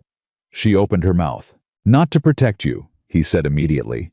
"Because you know what you're looking at when you get there. Collins is a doctor. She goes with the ridge group too. First priority is getting to the people being held, and they'll need her the moment we find them. Hawk takes the ridge because he knows it. Thomas knows the camp from working the operation. You know Daniel and the other people by their circumstances." He paused. "That's not sentiment. That's resource allocation." A beat. "All right," she said. "I take the pass," he said. "With Cal and Pete and most of the hands. We come in loud and we draw every eye to the front." "That's dangerous," she said. "It's more dangerous for the people we're going in to find if we don't create enough distraction," he said. She looked at him steadily. "You know that the men at that camp, Whitmore's men, they're not going to just step aside." "I know. People could get hurt." "I know that too." "Are you?" She paused, started differently. Have you done something like this before? He thought about it honestly. Not exactly like this, he said. But I've handled situations that required moving fast and accepting that not everything is going to go clean. He held her gaze. I don't make promises I can't keep, Anna. I can't promise you this goes perfectly. What I can promise is that everyone going in has made their own choice to be there, and that I'm going to do everything in my power to make sure everyone comes back out.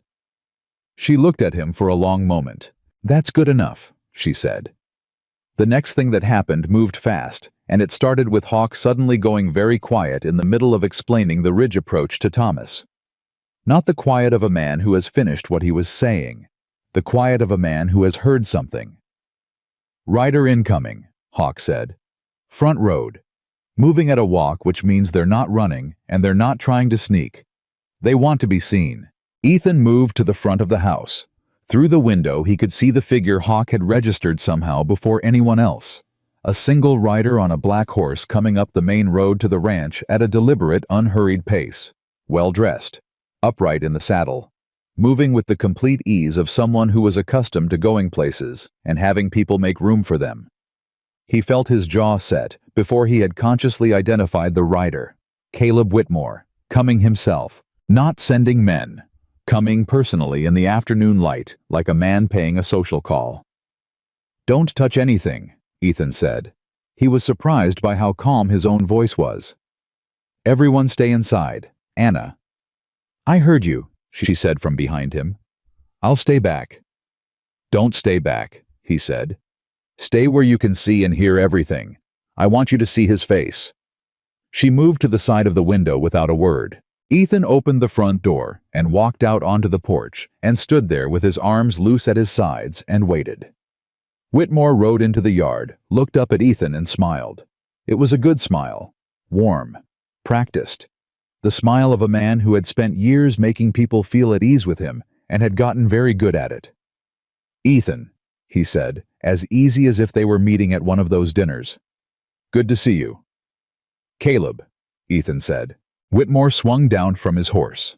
He was in his late 40s, broad-shouldered, with the particular air of authority that came from a long time of being the most powerful person in any room he entered. He let his horse's reins hang loose, trained to stand clearly, another small display of his resources, and walked toward the porch steps. Mind if I come up? He said. I do actually, Ethan said. A beat. Something moved through Whitmore's expression, but it was gone so fast you'd miss it if you weren't watching for it.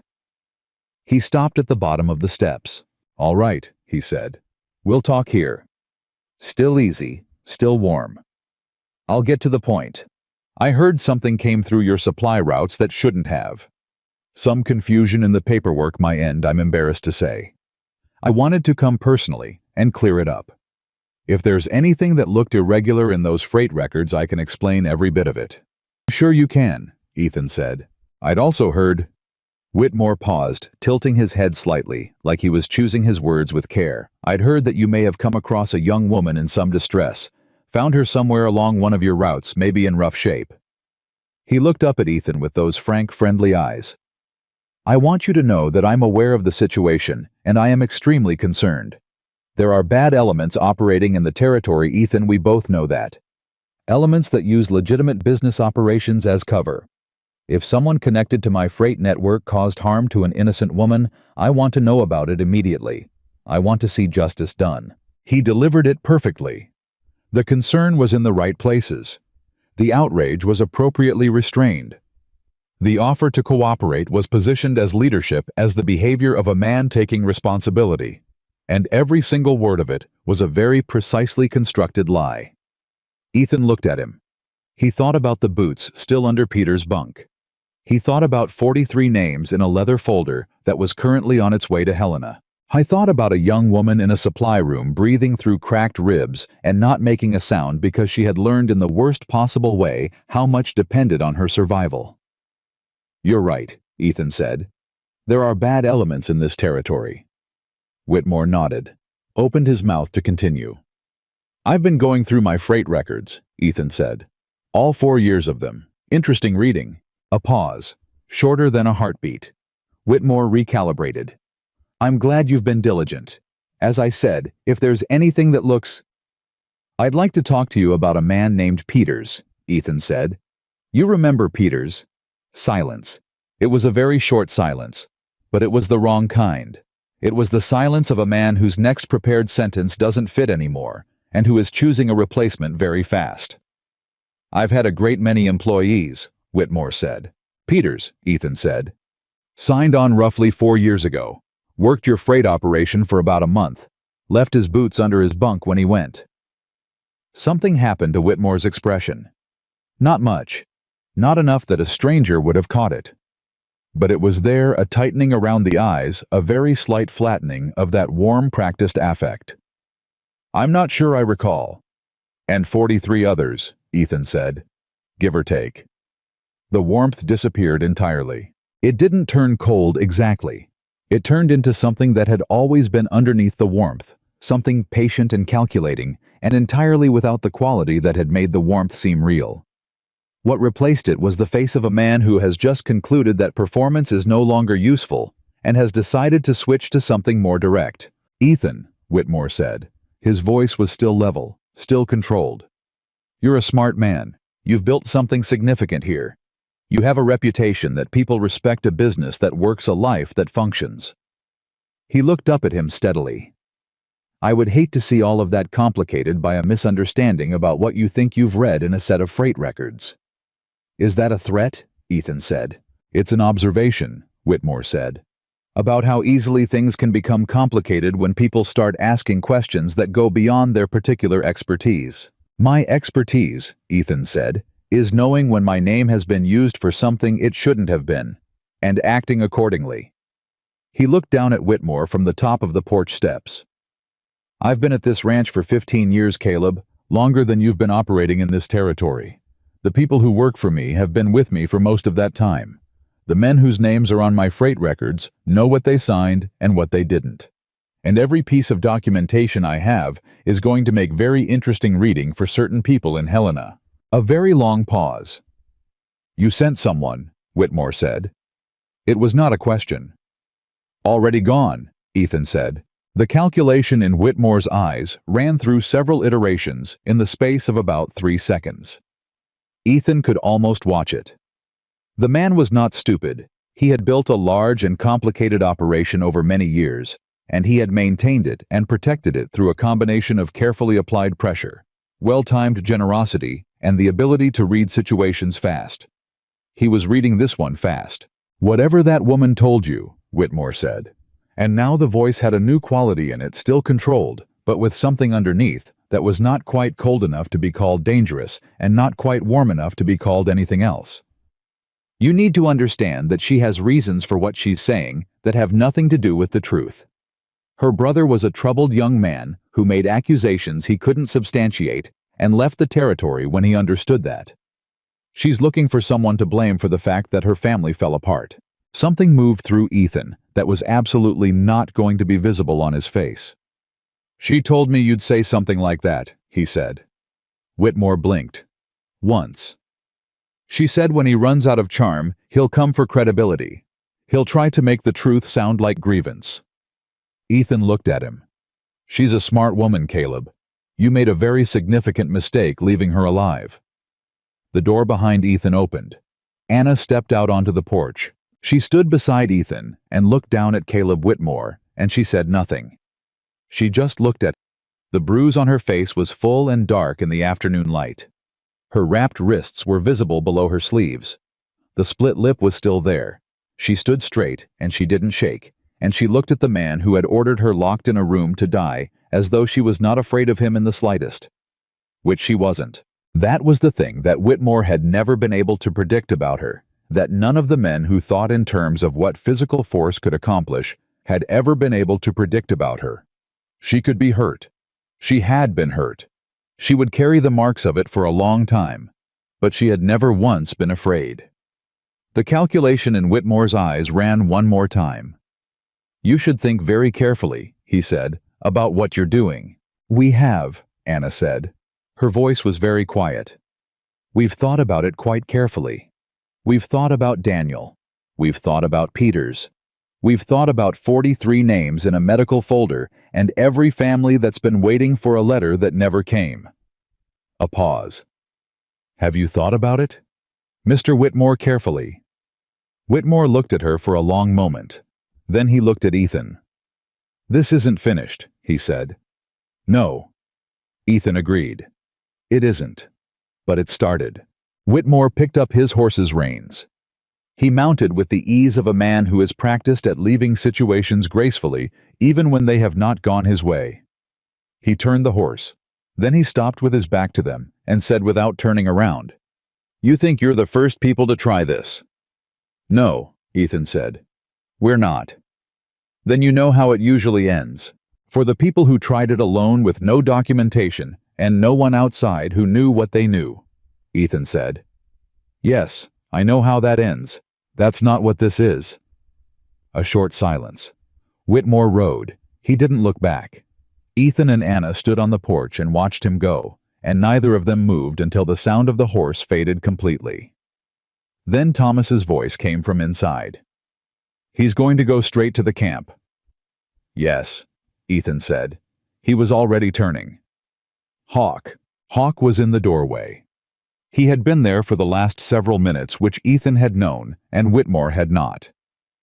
"I heard," he said. "We move tonight." "Tonight," Ethan confirmed. "That changes the plan considerably," Thomas said. "The plan was always going to change," Hawk said. "Plans do." He looked at Ethan. "The ridge approach in the dark is harder, but not impossible. I know the terrain well enough." "Collins," Ethan said. She appeared from the interior of the house. "Ready," she said. She had her medical bag in her hand, which told him she had already packed it before Whitmore had finished his first sentence on the porch. "Anna." He turned to her. She was already moving back inside. "I know," she said. "I'll get my things." He caught her arm gently as she passed. She stopped and looked up at him. "Whatever we find in that camp," he said. "Whatever shape things are in, we don't stop. We keep moving." She understood what he meant by it. He was talking about Daniel. He was telling her that whatever they found, she had to stay operational. For everyone else in that camp, not just her brother. She had to be Anna Whitmore who kept moving, not Anna Whitmore who stopped because she loved someone and that someone was hurt. She knew all of this already.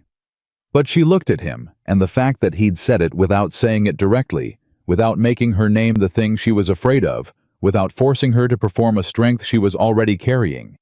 She looked at him, and something moved in her eyes that had no name and didn't need one.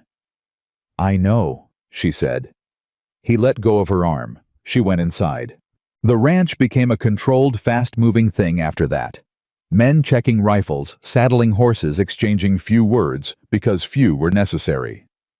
Hawk had his map out again, going over the ridge route one more time with the Drummond brothers. Collins was reorganizing her medical bag with a methodical speed that suggested she had done this kind of packing under time pressure before and knew exactly what order to do it in. Ethan went to his desk one last time. He wrote one more letter. Short. He addressed it to the 4 men whose names he had circled the night before, combined into a single document. He told them what was happening, where they were going, what they expected to find.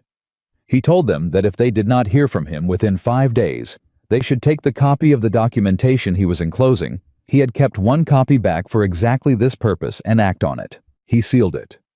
He gave it to the youngest hand, a boy named Ellis, who was 17 and quick, and was the best pure rider on the property. "You don't stop," Ethan told him, "for anything." "Yes, sir," Ellis said, and was gone before the sentence was fully out. Ethan stood in his office for 30 seconds. Just 30 seconds alone in the room where he had made every significant decision of the last 15 years. Where he had signed the papers for the first acres of land. Where he had sat the night Claire died and tried to understand how to be a man who had no one left to come home to. He looked at the framed photograph on the shelf. Claire standing in front of the original ranch house in the second year, shading her eyes from the sun with one hand and laughing at something the photographer had said. She had always laughed at things that other people stood on ceremony about. She had thought ceremony was a waste of time that could be spent on the actual business of living. He looked at her for 5 full seconds. Then he picked up his hat and his rifle and walked out of the office and didn't look back. Outside the group was assembled. 14 men, plus Hawk and Thomas and Anna and Collins.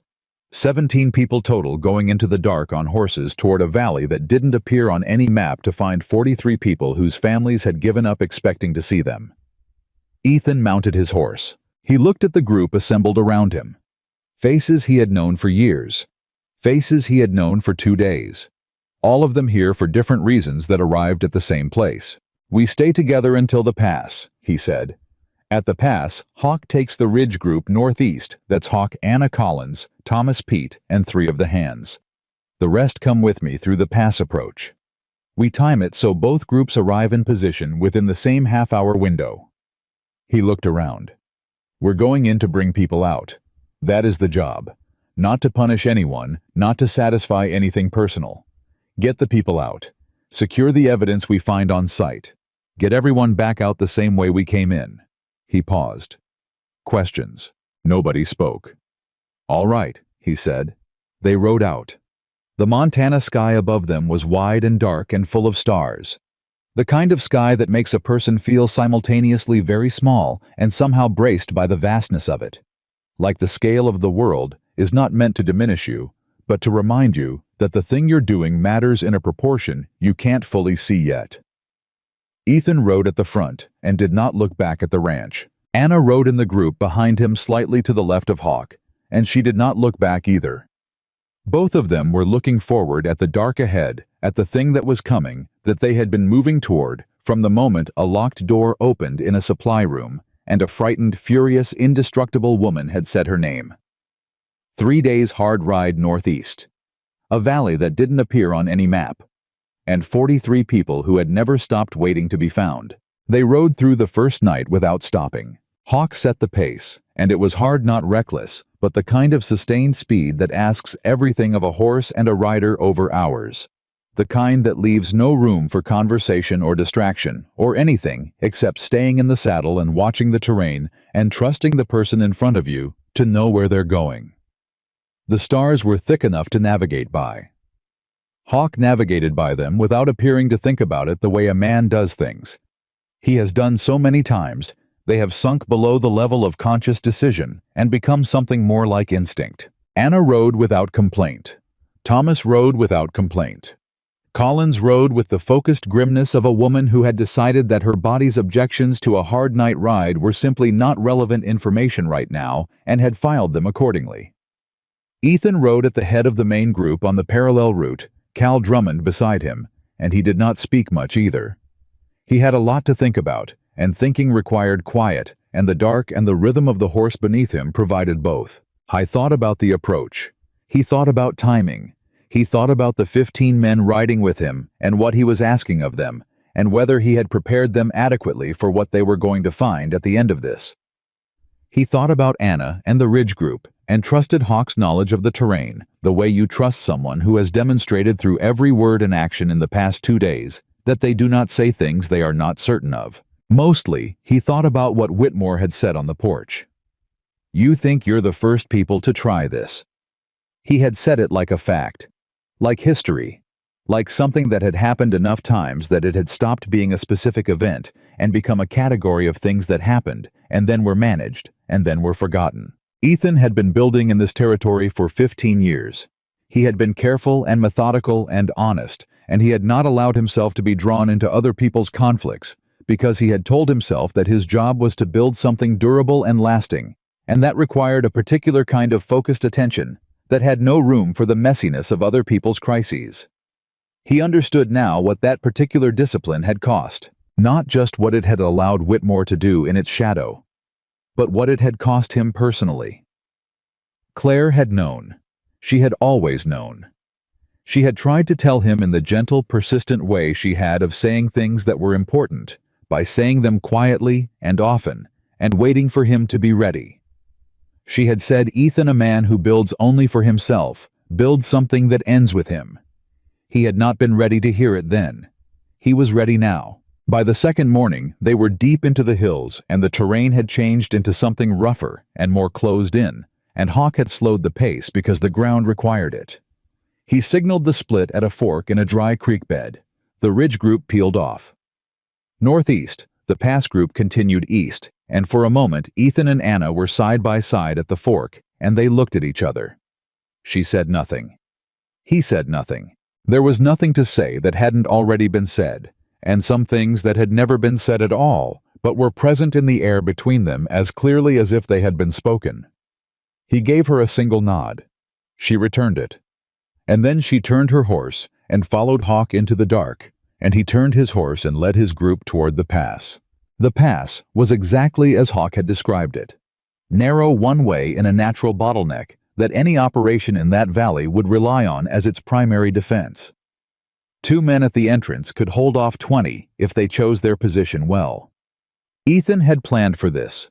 What he had planned was loud, deliberate, and calculated to pull every able body in that camp toward the front. He looked at Cal. Ready. Cal checked the rifle in his hands. Been ready since you told us about those 43 names, he said.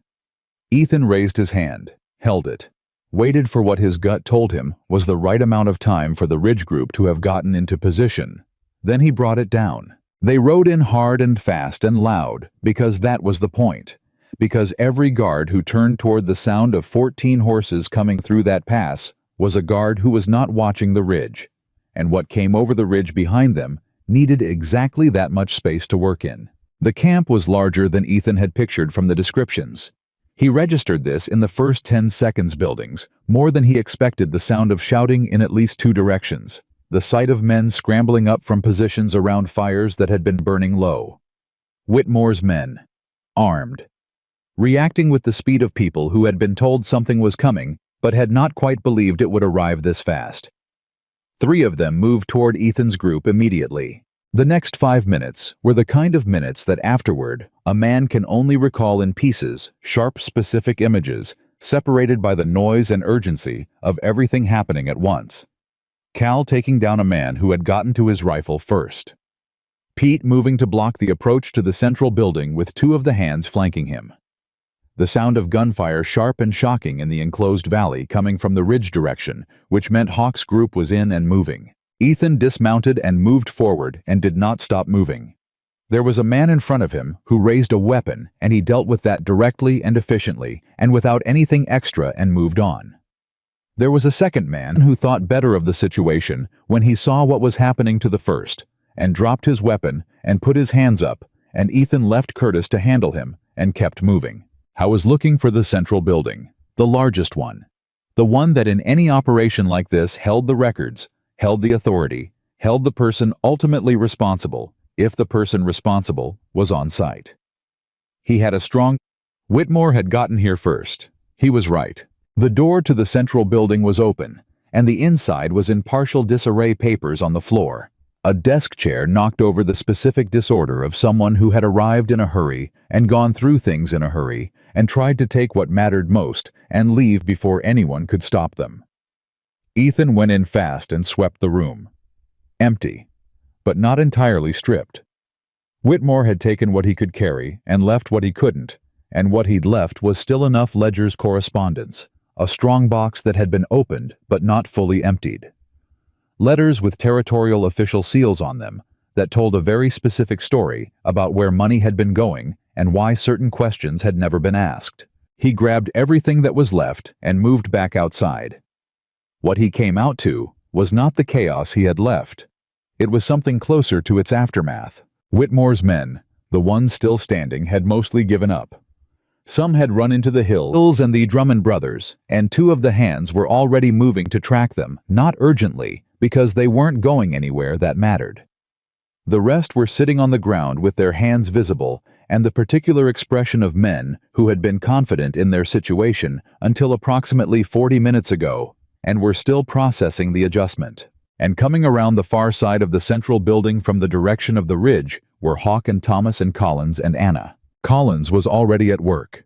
She hadn't stopped moving since she came over the ridge. She was with the people being held, the ones being brought out of the structures in the eastern part of the camp, and she was assessing and directing with a calm, rapid authority that silenced even the men around her who hadn't known quite what a frontier doctor looked like when she was doing her actual job.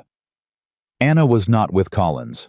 Anna was standing very still about 30 feet away, at the entrance to one of the smaller structures, and she was not moving, which was the only thing about her that told Ethan something had happened. He crossed the distance between them fast. She heard him coming and turned. Her face was not the face he had learned to read over the past 2 days. Something was different in it. Something had broken open, but not in the devastating way he had feared. In something more complicated than that. "He's alive," she said. The two words came out with a weight behind them that was not relief so much as the release of something she had been holding up through sheer force of will for so long that putting it down was physically disorienting. "He's alive," she said again. Ethan stopped in front of her. "Where?" She stepped back and let him see through the doorway. Inside, on a rough cot against the far wall, was a young man who looked like he had been through something that had tried its level best to finish him. Thin in the way people get when they've been underfed for months. A beard he hadn't had when he'd arrived from the photographs Anna had described. His left arm was wrapped in cloth that needed changing. His eyes were open, and he was looking at Anna with an expression that Ethan would not have been able to put words to, even if someone had asked him to. "You came," Daniel said. His voice was rough and low from disuse. "Obviously," Anna said, and the word came out with the same dry, almost wry quality that Ethan had heard in the supply room when she'd been barely conscious and bleeding and making small observations about her own survival. She was still herself, even here, even now. She went to her brother and sat on the edge of the cot and took his hand in her wrapped hands and did not say anything else for a moment. She didn't need to. The hand-holding said everything that the words would have taken too long to carry. Ethan stood in the doorway and gave them 30 seconds. Then he said quietly, "Collins is going to need to look at him." "I know," Anna said without turning. "Give me 1 more minute." He gave her 2. Outside the camp was coming into a kind of rough order. The people being held, 31 of them, the Drummond brothers had already done a count. More than 31 had been here, but some had been moved recently within the past week, which meant Whitmore had begun the process of clearing out before Ethan's group had arrived, were being gathered in the central area, while Collins moved between them with her bag and her steady, unsentimental competence. 31. Not 43. 31. The other 12 had been moved in the week since Whitmore had seen the situation turning. Ethan did not yet know where. He filed that away in the category of things to pursue, and stood in the middle of the camp and thought about what needed to happen in the next several hours. Thomas appeared beside him. He looked tired in a deep way, the way men look when they've been carrying guilt for a long time and have just done something that doesn't erase it, but begins the work of addressing it. "They were going to move everyone within the next 2 days," he said. "One of Whitmore's men told me before he stopped being cooperative. Said the order came down yesterday. Whitmore knew we were coming. He came to the ranch to buy time," Ethan said. Not with anger, just as a plain recognition of what had happened. The visit was a delay. He was hoping to slow us down long enough to clear this place out. "It almost worked," Thomas said. "Almost." Ethan agreed. He looked around the camp, at the 31 people who were here, at Collins moving between them with purposeful calm, at Hawk standing near the ridge approach, watching the hills with the alert stillness that was simply his natural state, at the Drummond brothers, organizing the hands into a perimeter that said, "This is over. Everyone here is safe. We are not leaving until everyone leaves together." "Where is Whitmore?" he asked. Thomas shook his head.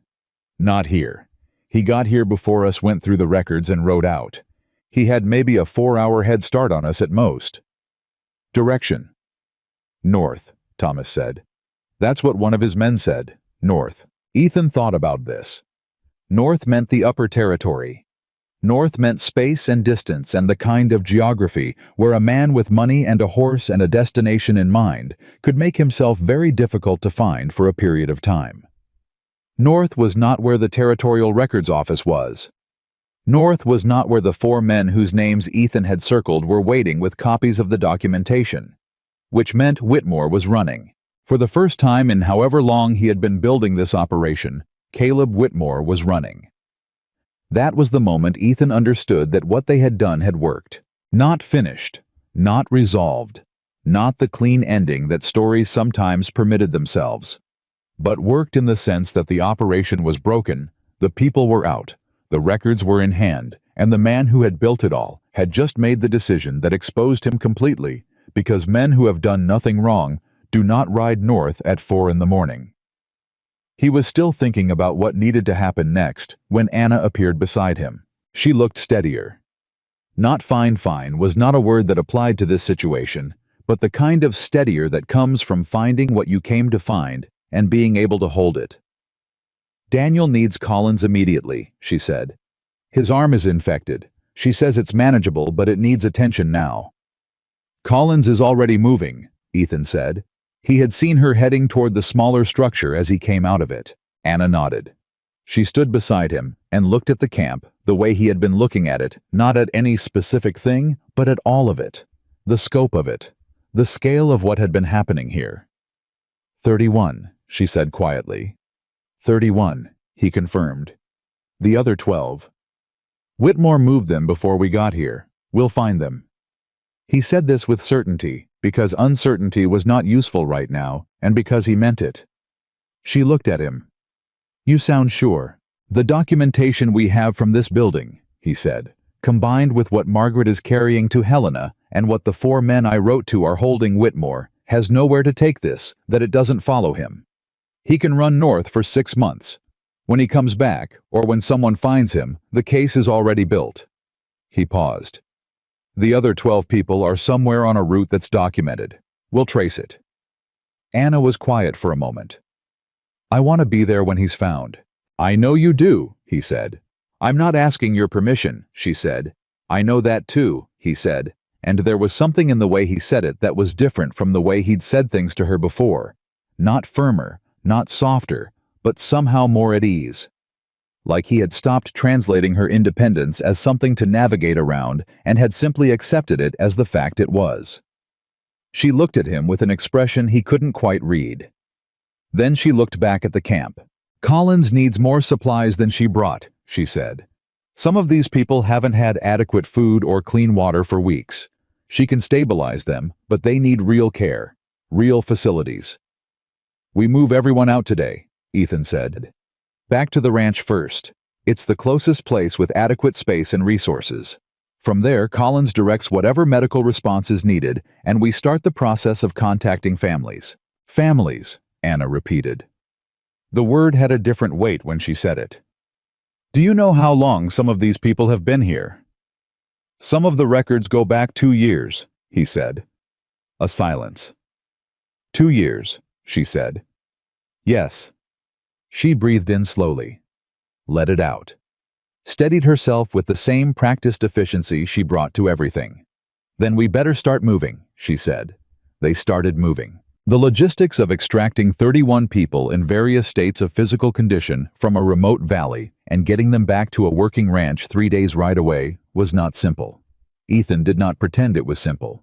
He organized it the way he organized everything systematically, with attention to what each person needed and what each available resource could provide, and with the understanding that the job was going to take longer than he wanted it to, and he needed to accept that and work within it rather than against it. Collins triaged. She divided the 31 into 3 groups, those who could ride with assistance, those who needed to be transported in the camp's own wagon, which was large and serviceable. The wagon had been used for exactly the opposite purpose until about 2 hours ago, and repurposing it was the kind of practical justice that required no commentary. Hawk organized the riding groups. Thomas helped. The Drummond brothers coordinated the hands with the quiet authority of men who understood what was needed without being told 3 times. Daniel Whitmore, his arm wrapped in clean cloth from Collins's bag, was helped onto a horse by Anna and by Pete Drummond.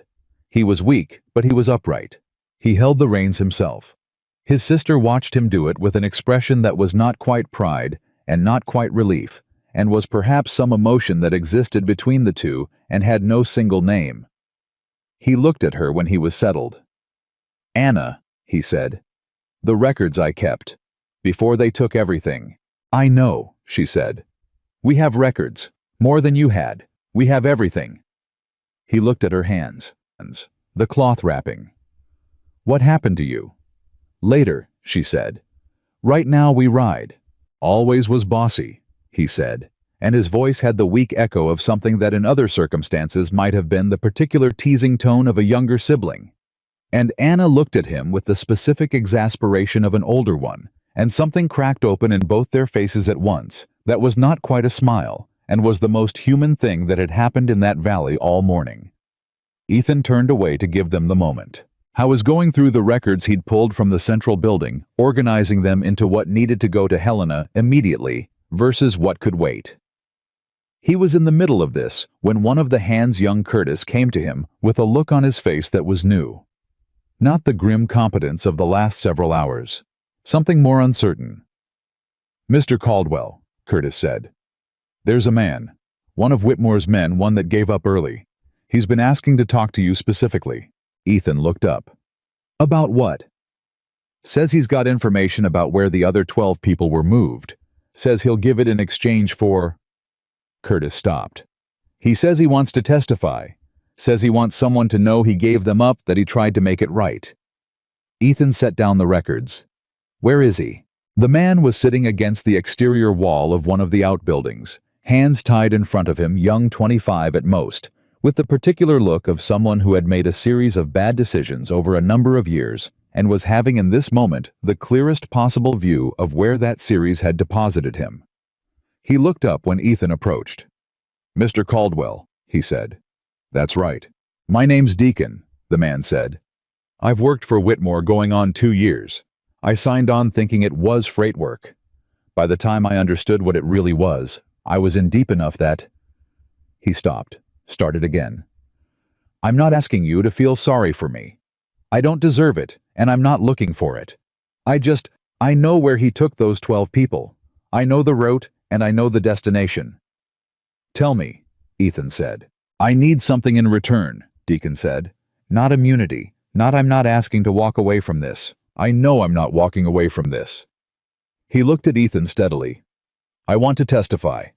I want it on record that I gave the information and that I cooperated. That's all. Ethan looked at him for a moment. You'll have that, he said. Whatever I have the ability to vouch for, I'll vouch for. Deacon gave him the route. He gave him the destination, a settlement 3 days south, a different operation connected to Whitmore's network that was large enough to absorb 12 people without appearing to change size at all. He gave him a contact name. He gave him enough that Ethan could see the thread and knew how to follow it. When he was done, he looked at his hands and said nothing. You made a choice, Ethan said. That matters. Little late, Deacon said. That doesn't make it smaller, Ethan said. He left Deacon with Curtis and went back to the main group. The convoy was almost ready to move. 31 people organized into riding groups and the wagon. 16 of Ethan's own people. Collins already on her horse with her medical bag resecured. Hawk at the front. Thomas beside him. Anna rode back to him as he mounted. Ready, she said. One development, he said. He told her about Deacon. He told her the destination where the other 12 had been taken. She listened without interrupting. When he finished, she said, That's 3 days south. Yes. After we get these people to the ranch, she said. We go south. Yes, he said. And then because it needed to be said, not we necessarily. You'll have your brother too. Ethan, she said. He stopped. Daniel is going to be all right, she said. Collins will see to that. Margaret will be back from Helena by the time we reach the ranch and she'll help. My brother is alive and he is going to be fine, and I am going with you south. She held his gaze. Don't argue with me about this. He looked at her.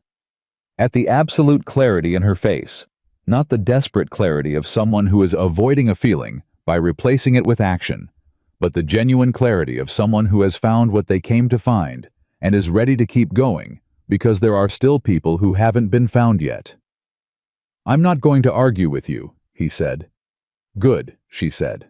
They rode out of the valley, all of them together through the narrow pass and into the wider country beyond, and Ethan did not look back at the camp. He had no need to. What had happened there was finished. What came next was not. The ride back to the ranch took the better part of 2 days. They moved as fast as the wagon allowed, which was not fast, but Collins used the time the way she used all time productively, moving between people, doing what could be done with what she had, making notes about what would be needed when they arrived. The people from the camp were quiet for the most part. Not broken quiet, not the silence of people who had given up, but the tentative, careful quiet of people who had not yet fully processed the fact that the thing they had been enduring was over, and were not quite ready to believe it until they were somewhere completely different. Ethan rode alongside the wagon for long stretches, and spoke to them when they spoke to him, and listened when they needed to talk, and did not offer anything beyond his presence, when presence was what was needed. He was not naturally a man of many words, and the people in that wagon were not in those hours looking for words. They were looking for the proof that the world contained people who moved toward them instead of away. And he offered that proof in the only language that had always been reliable. He showed up, he stayed, he kept moving forward. Daniel rode near Anna for most of the return journey.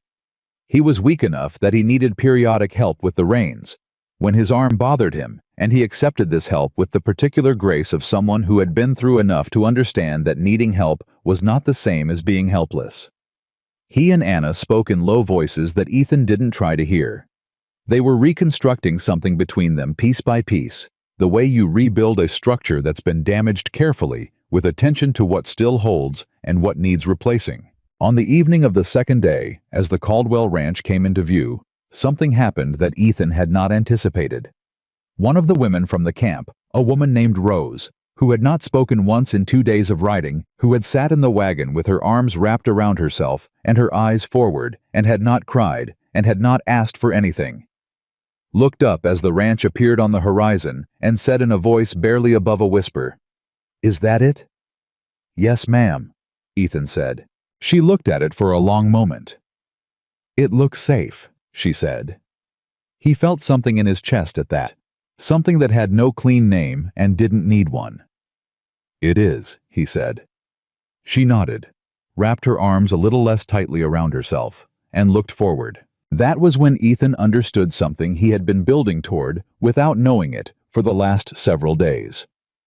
The ranch had always been his land, his work, his life, his monument to 15 years of building something alone. The place that represented everything he had accomplished and everything he had retreated into. But Rose had looked at it and said it looked safe. And what he felt was not the pride of an owner. It was something more like purpose. The convoy rolled through the ranch gates in the last light of the evening, and the hands who had stayed behind came out to meet them.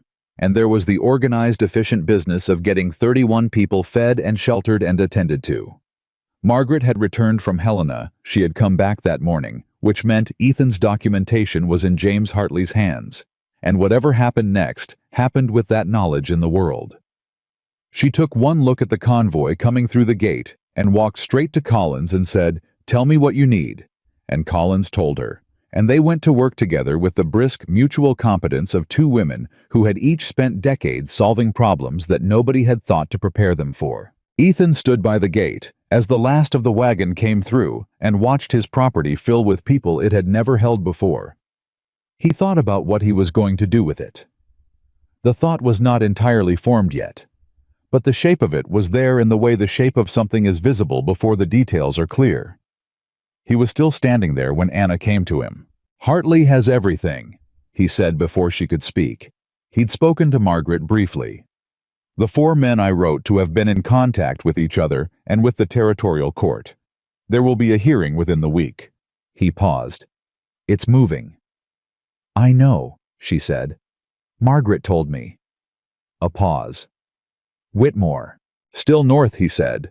"But with what we now have and what Deacon is willing to say, there's nowhere north enough." He looked at her. "He's finished Anna. He doesn't know it yet, but he's finished." She was quiet for a moment. "My brother asked me something on the ride back," she said. He waited. "He asked me how I found you," she said. "I mean how I ended up here with you with all of this."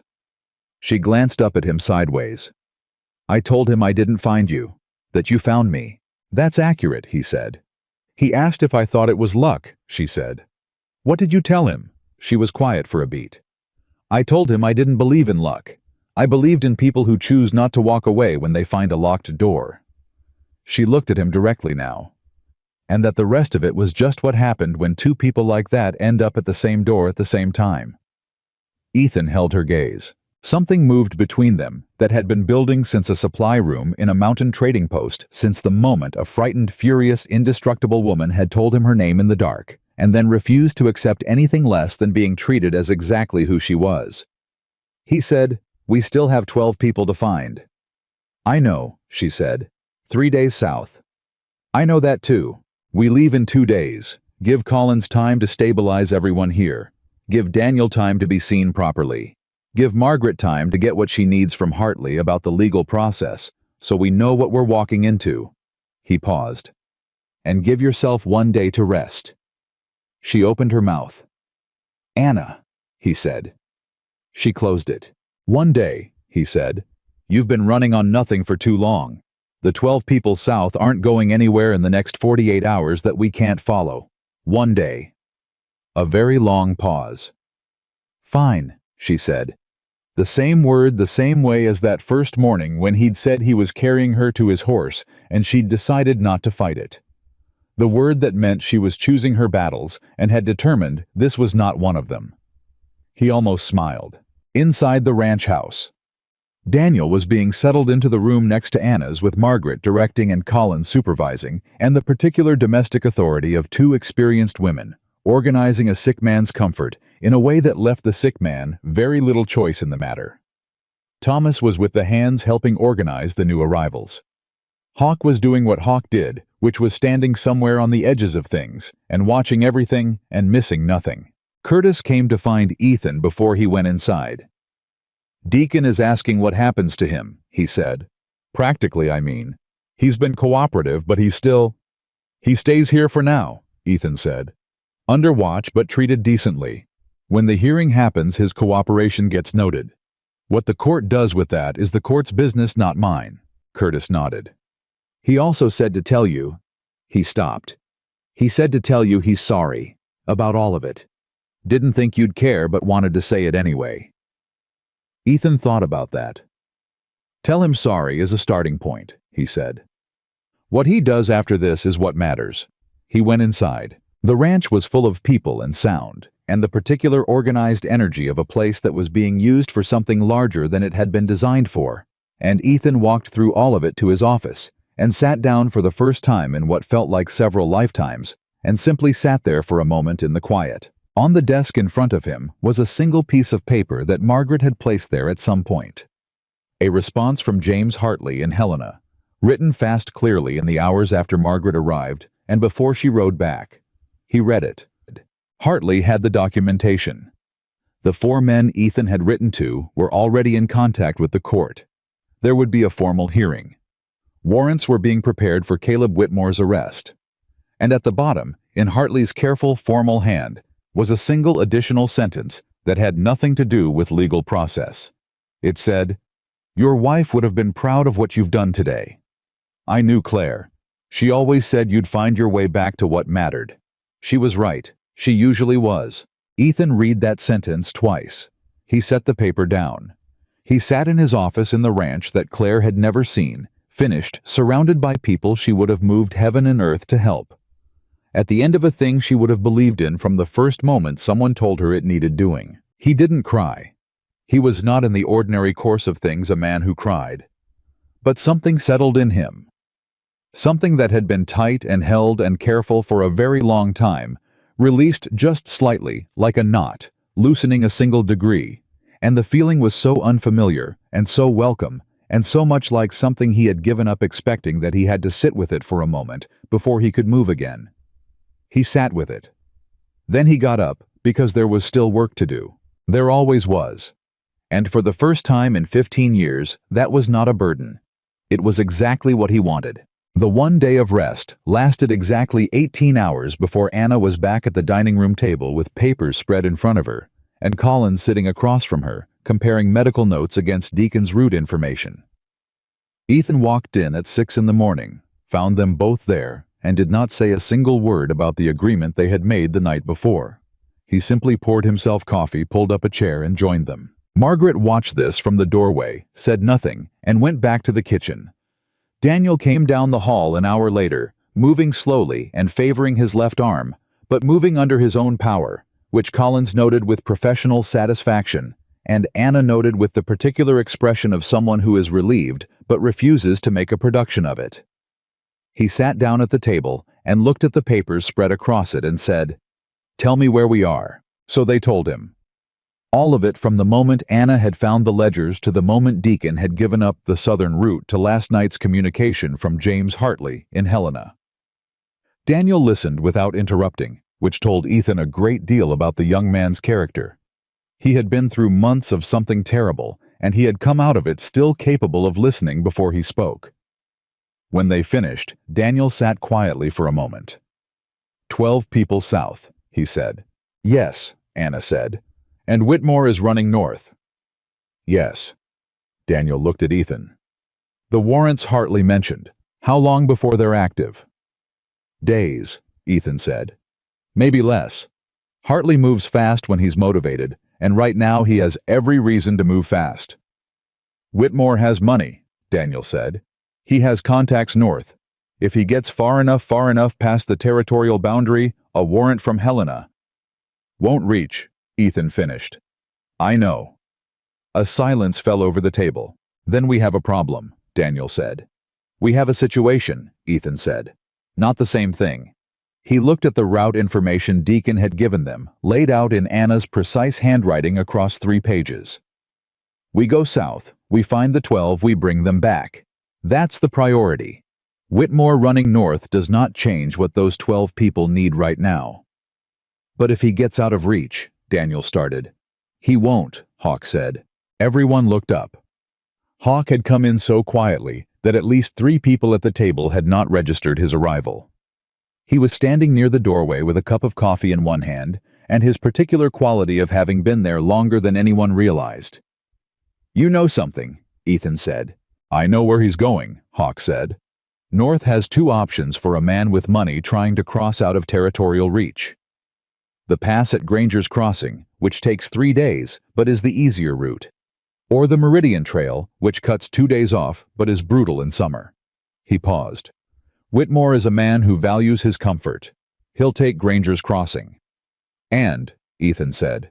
And I know a man at Granger's Crossing, Hawk said. A trapper named Aldous.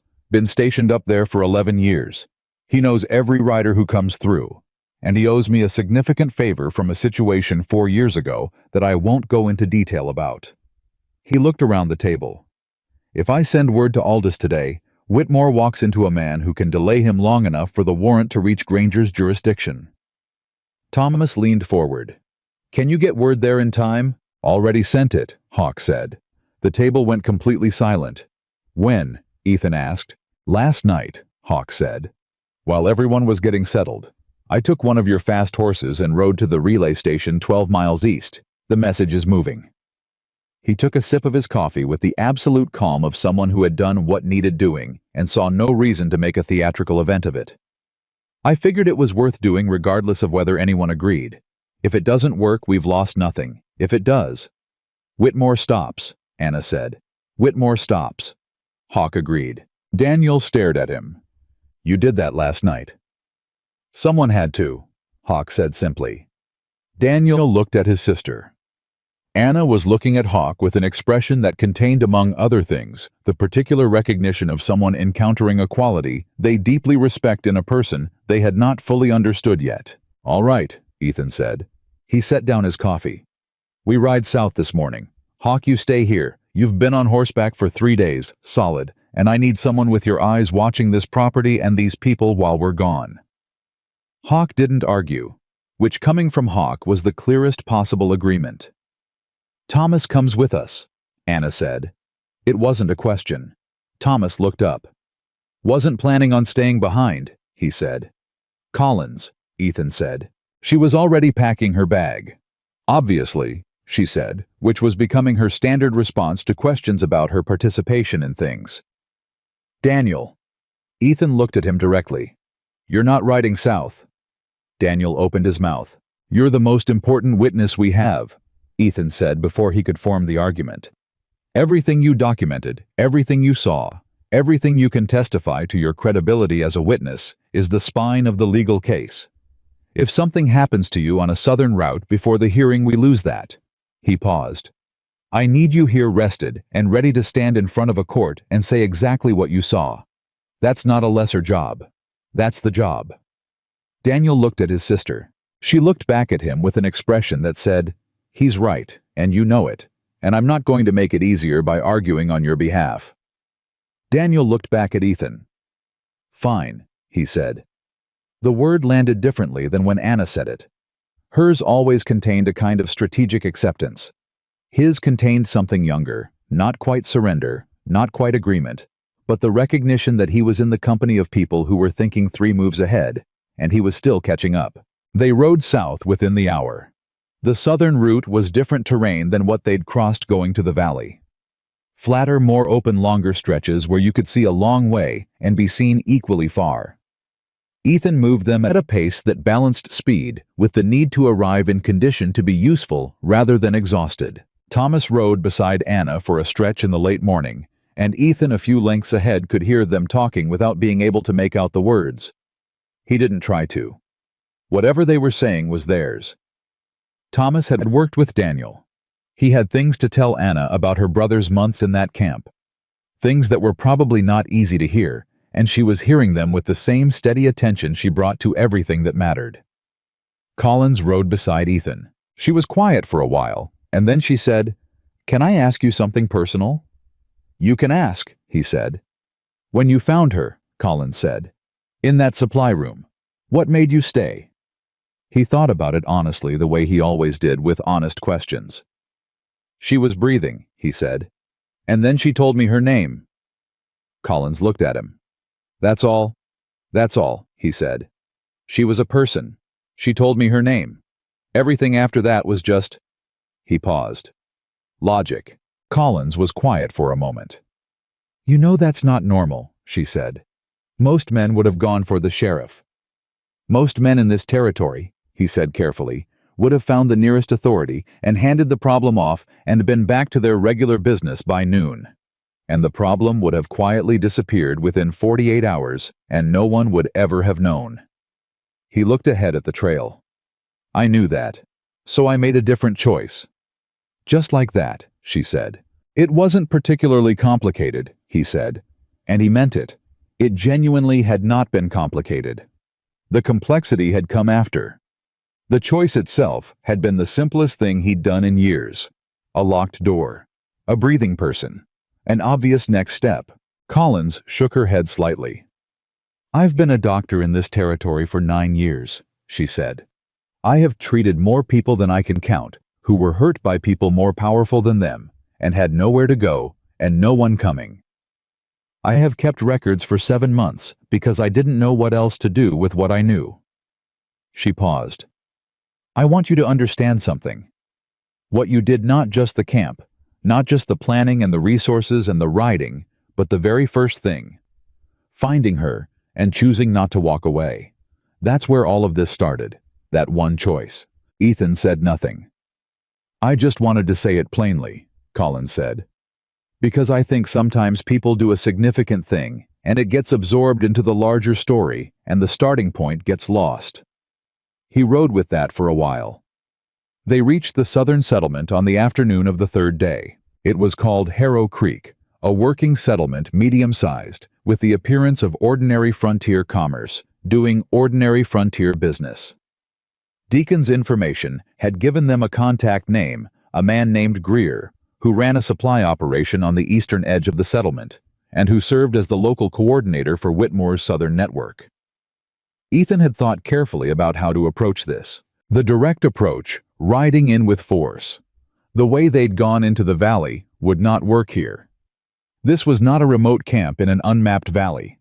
This was a populated settlement with ordinary citizens going about ordinary lives. Whatever Greer was doing, he was doing it within the cover of normal business, and disrupting that cover with a show of force would endanger innocent people and give Greer time to move whoever he was holding. "We go in quiet," Ethan said when they stopped a mile out. "Thomas Collins and I go into the settlement first." Anna, you... I know, she said. He looked at her. You're going to tell me to wait outside until you've assessed the situation, she said. And you're right. I know the logic. I'm not going to argue with you. He looked at her for a beat longer than was strictly necessary. You're learning to pick your battles, he said. I've always known how to pick my battles, she said. I just usually determine that all of them are worth fighting. A pause. This one I'll concede. But Ethan, if you're not back within 2 hours... We'll be back, he said. He rode into Harrow Creek with Thomas and Collins flanking him, and he moved through it the way he moved through all places steadily without urgency, reading everything around him without appearing to read anything at all. The supply operation Deacon had described was exactly where he said it would be. A large building on the eastern edge, with good wagon access and enough traffic that extra movement wouldn't draw attention. Ethan tied his horse and walked in. The man behind the counter was in his 40s, heavy-set with the professional blankness of someone who had spent years cultivating the appearance of a man with nothing on his mind beyond ordinary business. Help you, he said. Looking for Greer, Ethan said. A pause. Exactly 1 beat too long for a man with nothing to hide. You're looking at him. Good. Ethan put both hands flat on the counter. My name is Ethan Caldwell. I own the Caldwell Ranch north of here. I have documentation that connects your operation to a freight network run by Caleb Whitmore. I have witness testimony from 2 former employees of that network. I have medical records from 43 workers, and I have an active warrant process through the Territorial Records Office in Helena. He looked at Greer steadily. I'm not here to make this complicated. I'm here to ask you one question.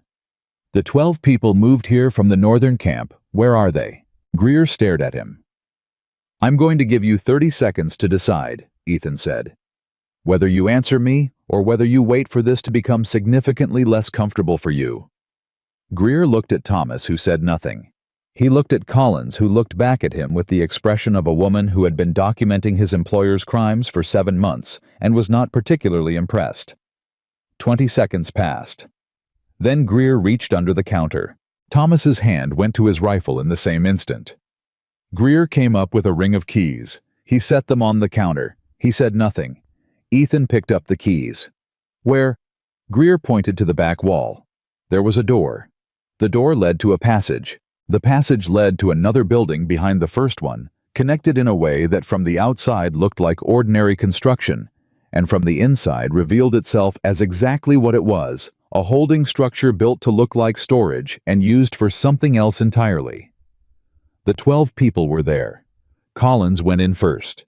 She was in there for a long time. Ethan stood outside the door and listened to her voice moving through the space, low, steady, professional, asking questions and receiving answers and directing the care she was already providing with the materials in her bag and whatever she could source from Greer's legitimate supply stock, which she had already mentally inventoried as she walked through.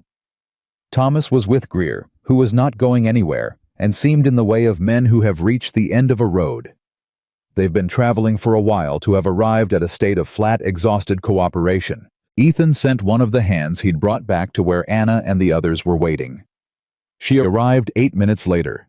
She came in fast, and she went straight past Ethan into the back building without stopping, and he let her go because there was nothing to say at this particular moment that needed to be said out loud. 3 of the 12 were in worse shape than anyone from the valley had been. Collins stayed with them while the others were helped out, and the process of getting everyone organized and mobile began. It was slower this time, more careful. The settlement itself was now involved once the ordinary citizens of Harrow Creek began to understand what had been operating in their community behind a supply business. The response was the particular mixture of outrage and shame that decent people feel when they realize something terrible was happening close enough to touch. A woman named Ruth, who ran the settlement's boarding house, opened her doors without being asked.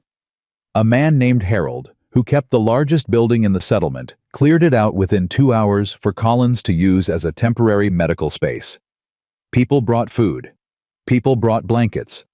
People did the things that people do when they are given the opportunity to be useful to other people in genuine distress, which is to say, they did it without being asked twice, and without requiring thanks, and without making it about themselves. This Ethan thought, watching it happen around him, was also the territory. Not just the Whitmores of it. Not just the men who built operations on silence and fear, and the calculated isolation of people who had no one coming for them. But this too. The Ruth who opened her doors, and the Harold who cleared his building, and the people who brought blankets without being told.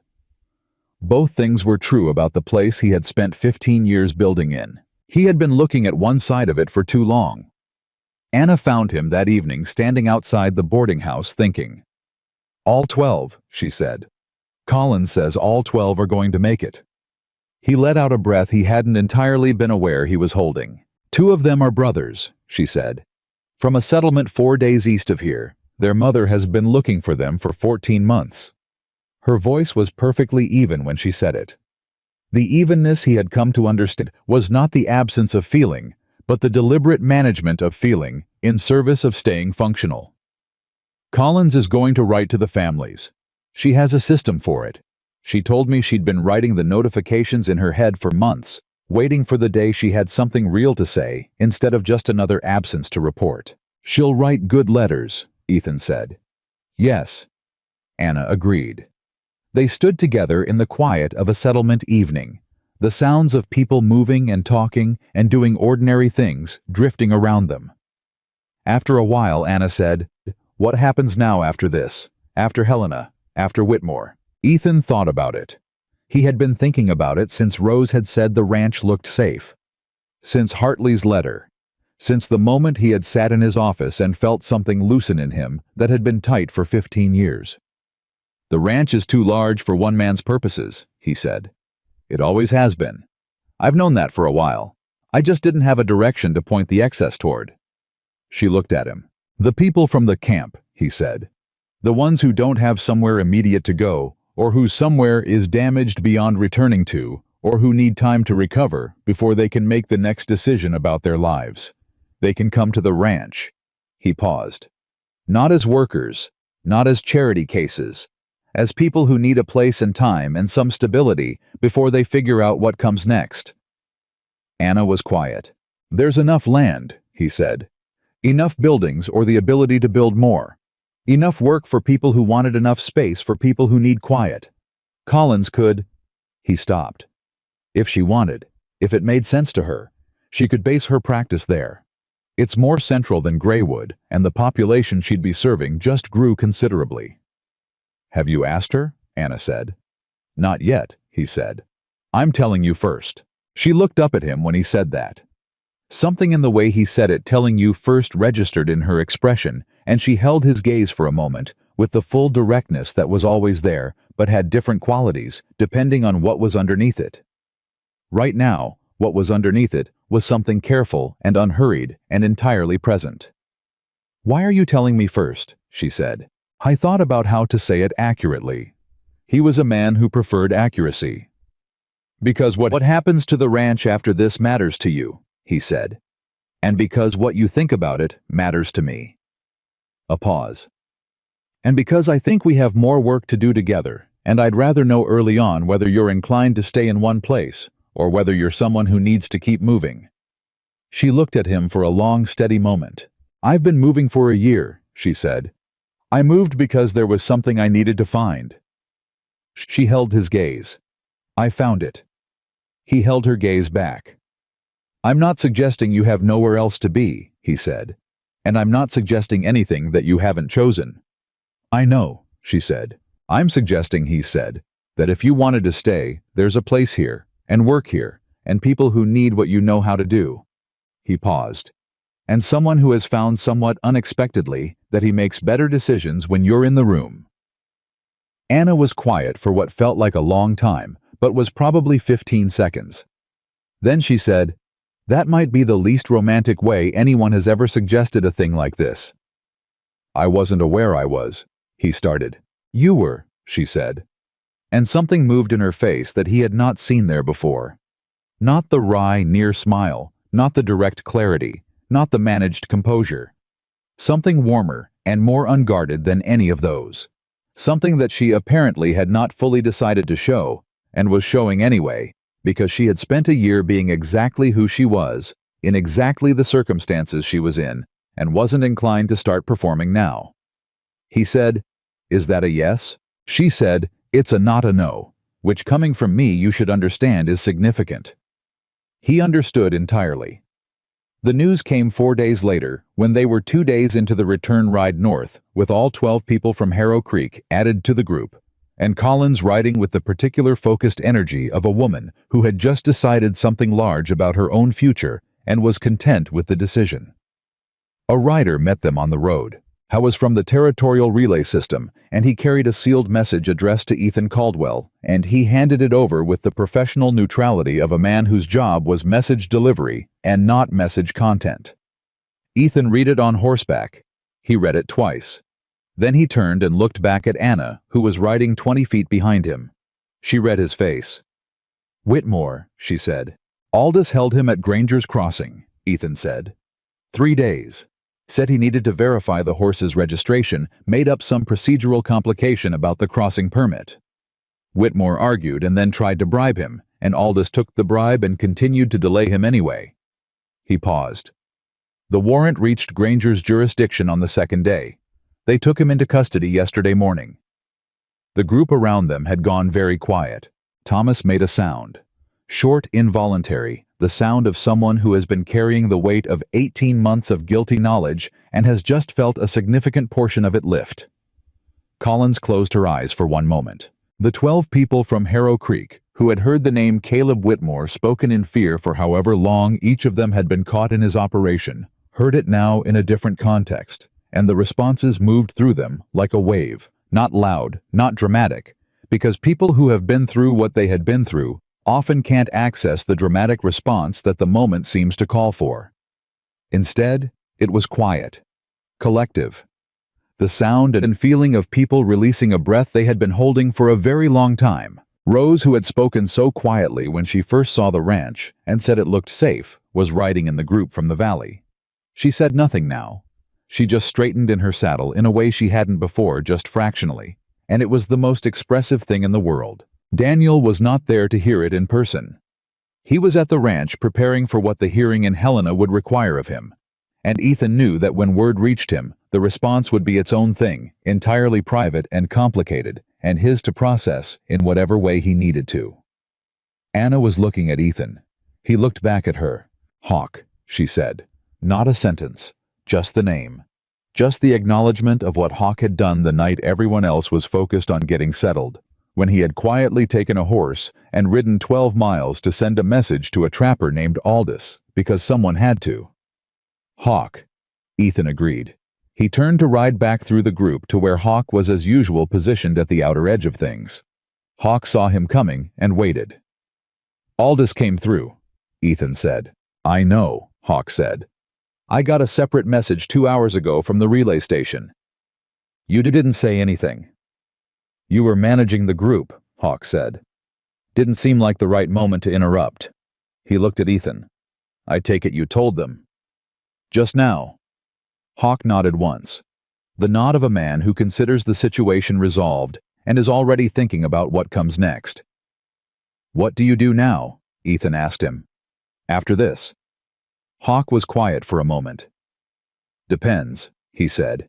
"On what?" "On whether the work I just did here generates more work like it," he said, "or whether it was a one-time thing." He looked at Ethan. "There are more operations like Whitmore's in this territory. Maybe not as large, maybe structured differently. But the same principle, men using the frontier's gaps and silences to do things to people who have no voice and no one coming." He paused. "If there were someone with resources and standing who wanted to address that on an ongoing basis, rather than as a single incident, I might be available for that kind of work." Ethan looked at him. "I'll keep that in mind," he said. The hearing in Helena happened 3 weeks later. Ethan was there. Anna was there.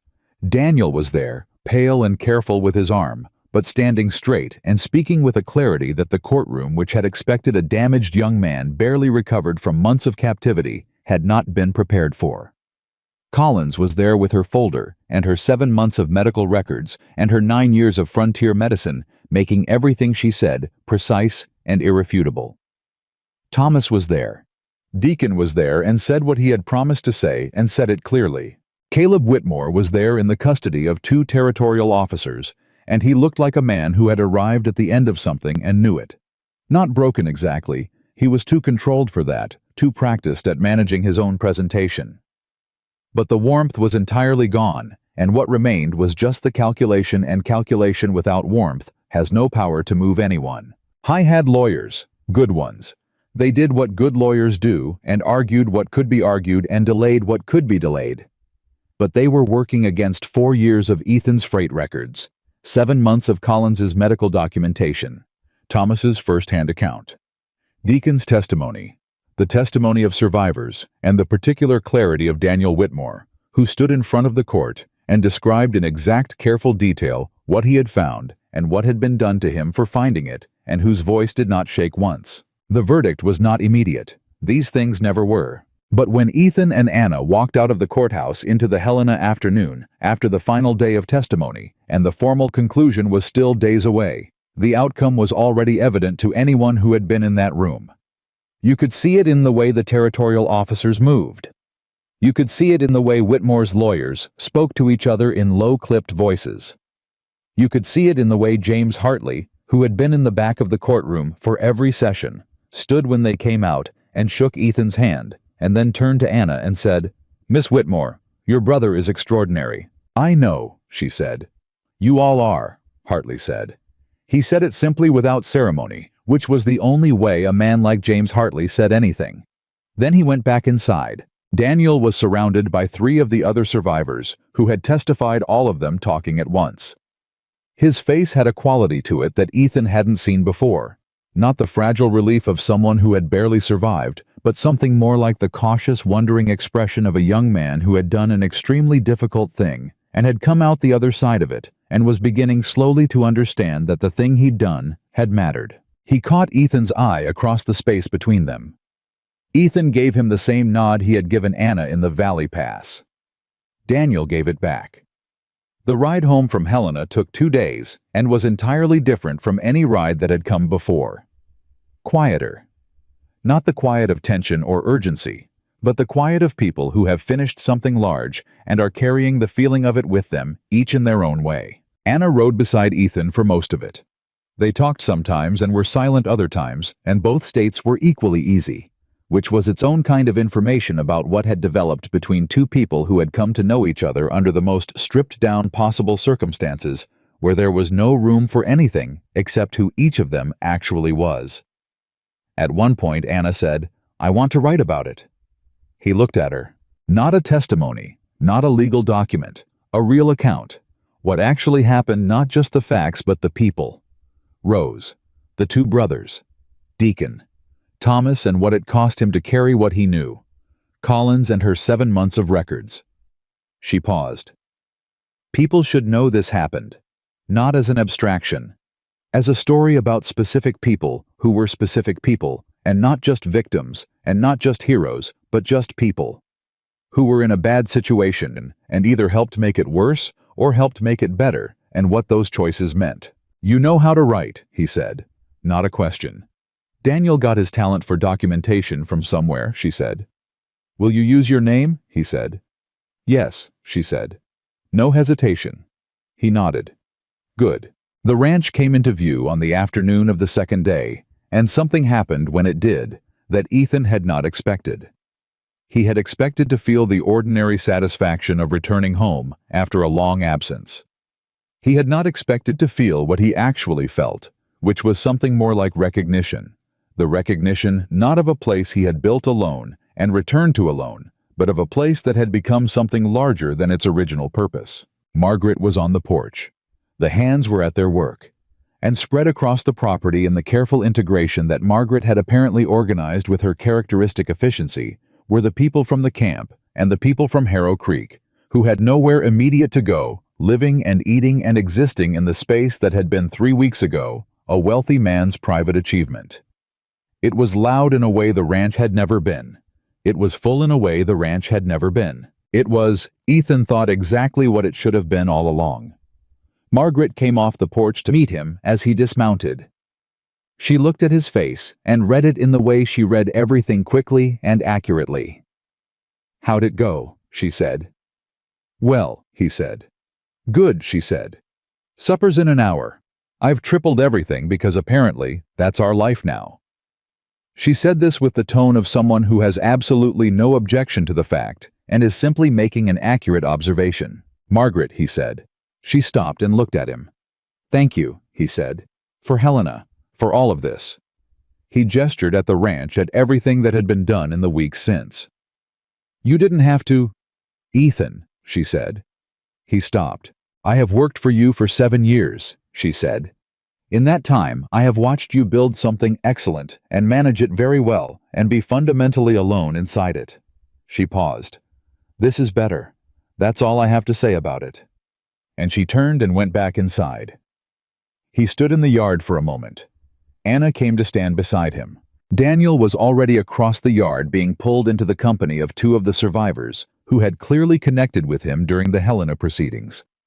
He went willingly, his good arm being taken by a woman who had been in the camp for 6 months and whose family had been notified and was coming, and his voice when he spoke to her had that particular quality of someone who is moving toward something, instead of away from something, which was the clearest possible sign that he was healing. "He's going to be all right," Ethan said. "I know," Anna said. "He was always going to be all right. That's the thing about Daniel. He breaks in the right directions. The cracks let the light in instead of making the whole thing collapse." She looked out at the yard, at all the people in it. "This is remarkable," she said. "What you've made of this place." "What we've made," he said. She looked at him.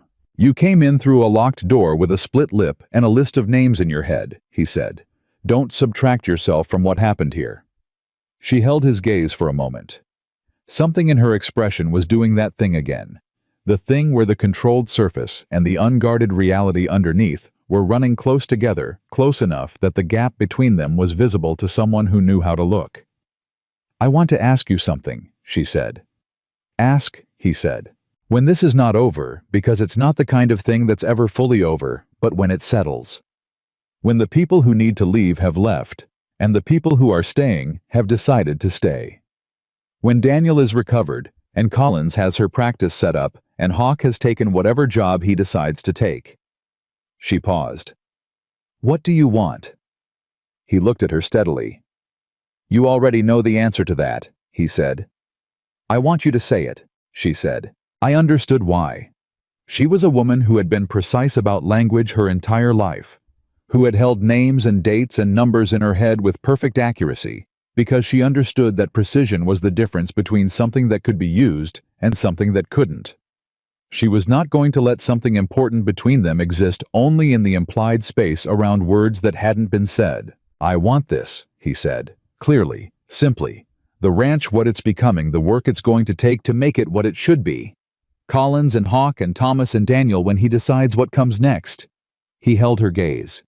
"And you, here, in whatever form that takes, on whatever terms make sense for who you are. I'm not asking you to be something smaller than you are. I'm not asking you to fit into something that was already built." He paused. "I'm asking you to help build what comes next." She looked at him. The Montana sky behind her was the particular deep blue of a late summer afternoon, wide and clear all the way to the edges of the world. "Yes," she said. Not a no this time. "Yes." He nodded. Once. The same nod that had meant everything it needed to mean throughout this entire story, without ever requiring elaboration. She nodded back. They went inside. The conviction came 6 days later by official correspondence. Caleb Whitmore was found guilty on multiple counts, covering forced labor, unlawful imprisonment, conspiracy, and bribery of territorial officials. The sentence was substantial. The appeal process would take time, as it always did, but the foundation of the case was too solid to be argued away by even the best lawyers in the territory. The officials who had taken Whitmore's money faced their own proceedings. Some cooperated immediately, some did not. The ones who did not found that the documentation Ethan had put in Hartley's hands was comprehensive enough to make cooperation eventually look considerably more attractive than resistance. The 12 people from Harrow Creek were sent home within the month. Collins coordinated the logistics with the same medical record precision she applied to everything. Some families came to collect their people. Some people were strong enough to travel independently. One of the two brothers, whose mother had been looking for them for 14 months, asked to stay at the ranch for an additional month until he felt ready to face the reunion, because sometimes the things we most want are still too large to walk into when we're still too thin and too tired, and our hands still shake at unexpected moments. Ethan told him to take as long as he needed, and meant it. That brother's name was Sam. He stayed 3 months. When he left, he shook Ethan's hand and said, "I'm going to tell everyone I know what this place did." "Tell them what the people here did," Ethan said. "The place is just land." Sam looked around the ranch at the structures and the people and the particular quality of a place that had been built with real attention to what the people inside it needed. "It's more than land," he said. "But okay." He rode east. He told everyone he knew. Anna's account of what had happened was written over the course of 4 months. She wrote it in the evenings at the dining room table, long after the day's work was done and the ranch had gone quiet. She wrote it in the same precise hand she had used for the names and dates in the locked room where she had almost died, and the same hand she had used for the papers she had covered that first morning at Ethan's ranch, when she had organized everything she knew into something that could be used. She titled it simply, 43 Names. It was published first in the territorial press, and then in newspapers further east, and then further east than that, and then in the particular way that a true story told truly moves through the world further than anyone had expected. People read it and recognized pieces of it from their own territories, their own counties, their own family histories of someone who had gone looking for work and never come back. People read it and wrote letters to Anna, to Collins, to the territorial court, to newspapers, to anyone who seemed like they might be listening. Some of those letters contained names, new names, names of people still missing. Anna answered every one of them. She sat at the dining room table in the evenings, and she wrote back to every person who wrote to her, and she kept careful records of every name she received, and she began methodically and without drama the work of following up on each one. Ethan watched this happen and did not suggest that it was too much, or that she should rest, or that there would always be more names than she could address in a single lifetime. He understood without needing to say it that this was her purpose as clearly and completely as the ranch had become his, and that the two things were not competing but complementary in the way that two people's most essential selves sometimes turn out to be when the circumstances are right and both people are honest about who they are. Daniel recovered fully. His arm healed. His appetite came back. He spent 6 weeks at the ranch writing his own account of what he'd seen and what had happened, more granular and legally specific than Anna's intended, not for newspapers, but for archives, for the kind of record that historians find 40 years later and understand as evidence that something real occurred. He had always wanted to be a journalist. He became one. He stayed in the territory. He covered the follow-on proceedings from Whitmore's conviction. He covered the cases that came after, because the Whitmore case opened eyes and loosened tongues. And once a thing has been publicly named in the precise and irrefutable way that the Helena hearing named it, the similar things around it become harder to maintain in silence. Collins built her practice at the ranch, using the east wing that Ethan had converted for the purpose through the fall and winter. She practiced frontier medicine the way she had always practiced it, practically without ceremony, with the complete absence of sentiment about the difficulty of the work and the complete presence of care for the people the work served. She trained 2 young women from the settlement of Graywood who had wanted to learn medicine and had had no one to teach them. She wrote up the cases from the camp and from Harrow Creek in clinical form and sent them to medical journals east of the territory. Not all the journals published them. 2 did. The 2 that published them generated correspondence that Collins filed carefully and responded to on the same meticulous schedule she applied to everything. Thomas Reed stayed at the ranch through the winter. He worked hard the way he had always worked, and he did not talk much about the 18 months he had spent on Whitmore's operation, but he also did not pretend it hadn't happened, which was its own kind of honesty. He testified twice more in the follow-on proceedings, and each time he came home from the courthouse looking slightly lighter than he had before, as though the act of saying it out loud under oath was removing something from him piece by piece. In the spring, he came to Ethan and said he was thinking about moving on. There was work further, a legitimate freight operation that had reached out through the territory, and he wanted to, he used the word rebuild. Not start over. Rebuild. That's different, Ethan said. Yeah, Thomas said. I think it is. Ethan gave him a reference letter. He wrote it carefully and honestly, and said everything that was true about Thomas Reed, without softening the parts that were complicated, because a man who comes through something complicated and comes out still moving in the right direction deserves to have that said accurately rather than tidied up. Thomas read it and folded it and put it in his shirt pocket. Thank you, he said. Thank yourself, Ethan said. You came to the ranch when you didn't have to. Yeah, Thomas said. Well. He shook Ethan's hand, and he shook Anna's hand, and he rode south. Hawk stayed loose in the way. Hawk always stayed loose, appearing and disappearing on a schedule that made sense to him and which he never felt the need to explain. But he appeared consistently enough, and always at moments when his particular skills were useful enough, that Ethan stopped thinking of him as someone who passed through and started thinking of him as someone who had chosen this place as a base in the way that certain people who are most comfortable at the edges of things choose a center that they trust without ever quite planting themselves in it. Hawk never discussed this characterization when Ethan offered it once carefully. He also did not deny it, which from Hawk was essentially a declaration. The tree Anna planted was a cottonwood. She planted it in the second spring, near the eastern fence of the property, in a spot where the ground was good, and the light came evenly through most of the day. She planted it herself, the two of them doing the physical work of it together on a Saturday morning, when the rest of the ranch was quiet enough to allow for something that was not urgent and was simply significant. Ethan dug. She planted. They filled in the hole together and stood back and looked at it. It's going to be 40 years before that's any kind of shade, he said. I know, she said. That's the point. He looked at her. People think about the things you can see right now, she said. The immediate results, the closed case, and the conviction, and the names accounted for. The good thing that's visible. She looked at the small tree. But the thing that matters is what you plant for after you're gone. The shade you make for people you'll never meet. She paused. That's what my mother used to say. He stood beside her and looked at the small tree in the good ground with the even light. Tell me about her, he said. And Anna did. That was the thing about the story of Ethan Caldwell and Anna Whitmore, that the people who told it afterward most often got wrong or most often left out.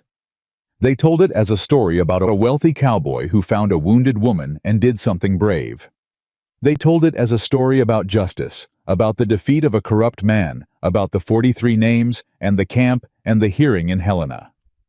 All of that was true, but the part that was most true, the part that the two of them knew most clearly from the inside of it, was simpler and harder to make into a story, and more important than all the dramatic turns and confrontations and moments of courage. It was the moment in the supply room when a broken woman said her name. It was the choice to stay made in the span of a single breath. It was two people who were both very good at being alone, learning slowly and without rushing it that they were better together. Not because they needed each other in the way of people who are incomplete without someone else, but because each of them brought something to the table that made the other person's best qualities more visible and more possible. Ethan had the resources and the reach and the 15 years of building something solid enough to bear weight. Anna had the precision and the purpose and the absolute refusal to treat any individual person as acceptable collateral damage. Together they had something that neither had alone. The ranch grew into what it became over years, not months. There were hard seasons and easy ones. There were setbacks, and there were small victories that felt large in the having of them.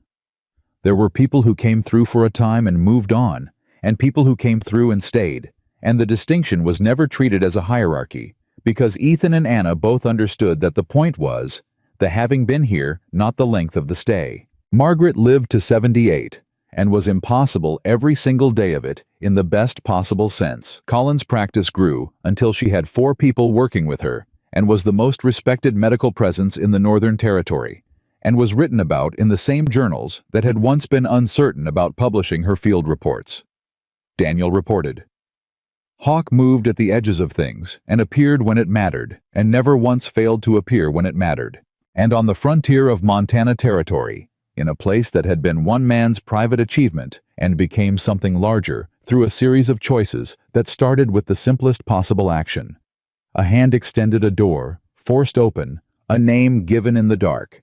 Something grew that was harder to quantify than acreage, and more durable than money, and more important than reputation. People came to it from many directions and for many reasons. They came because they had heard about what happened. They came because they needed somewhere that knew what it was for. They came because in a territory where the strong survived by taking and the careful survived by looking away. Someone had done, neither had instead simply turned toward the person who needed turning toward, and everything that followed from that had followed from that. Years later, when people asked Anna what she thought survival meant, she said what she had always said. That survival was not staying alive, that any animal could do that.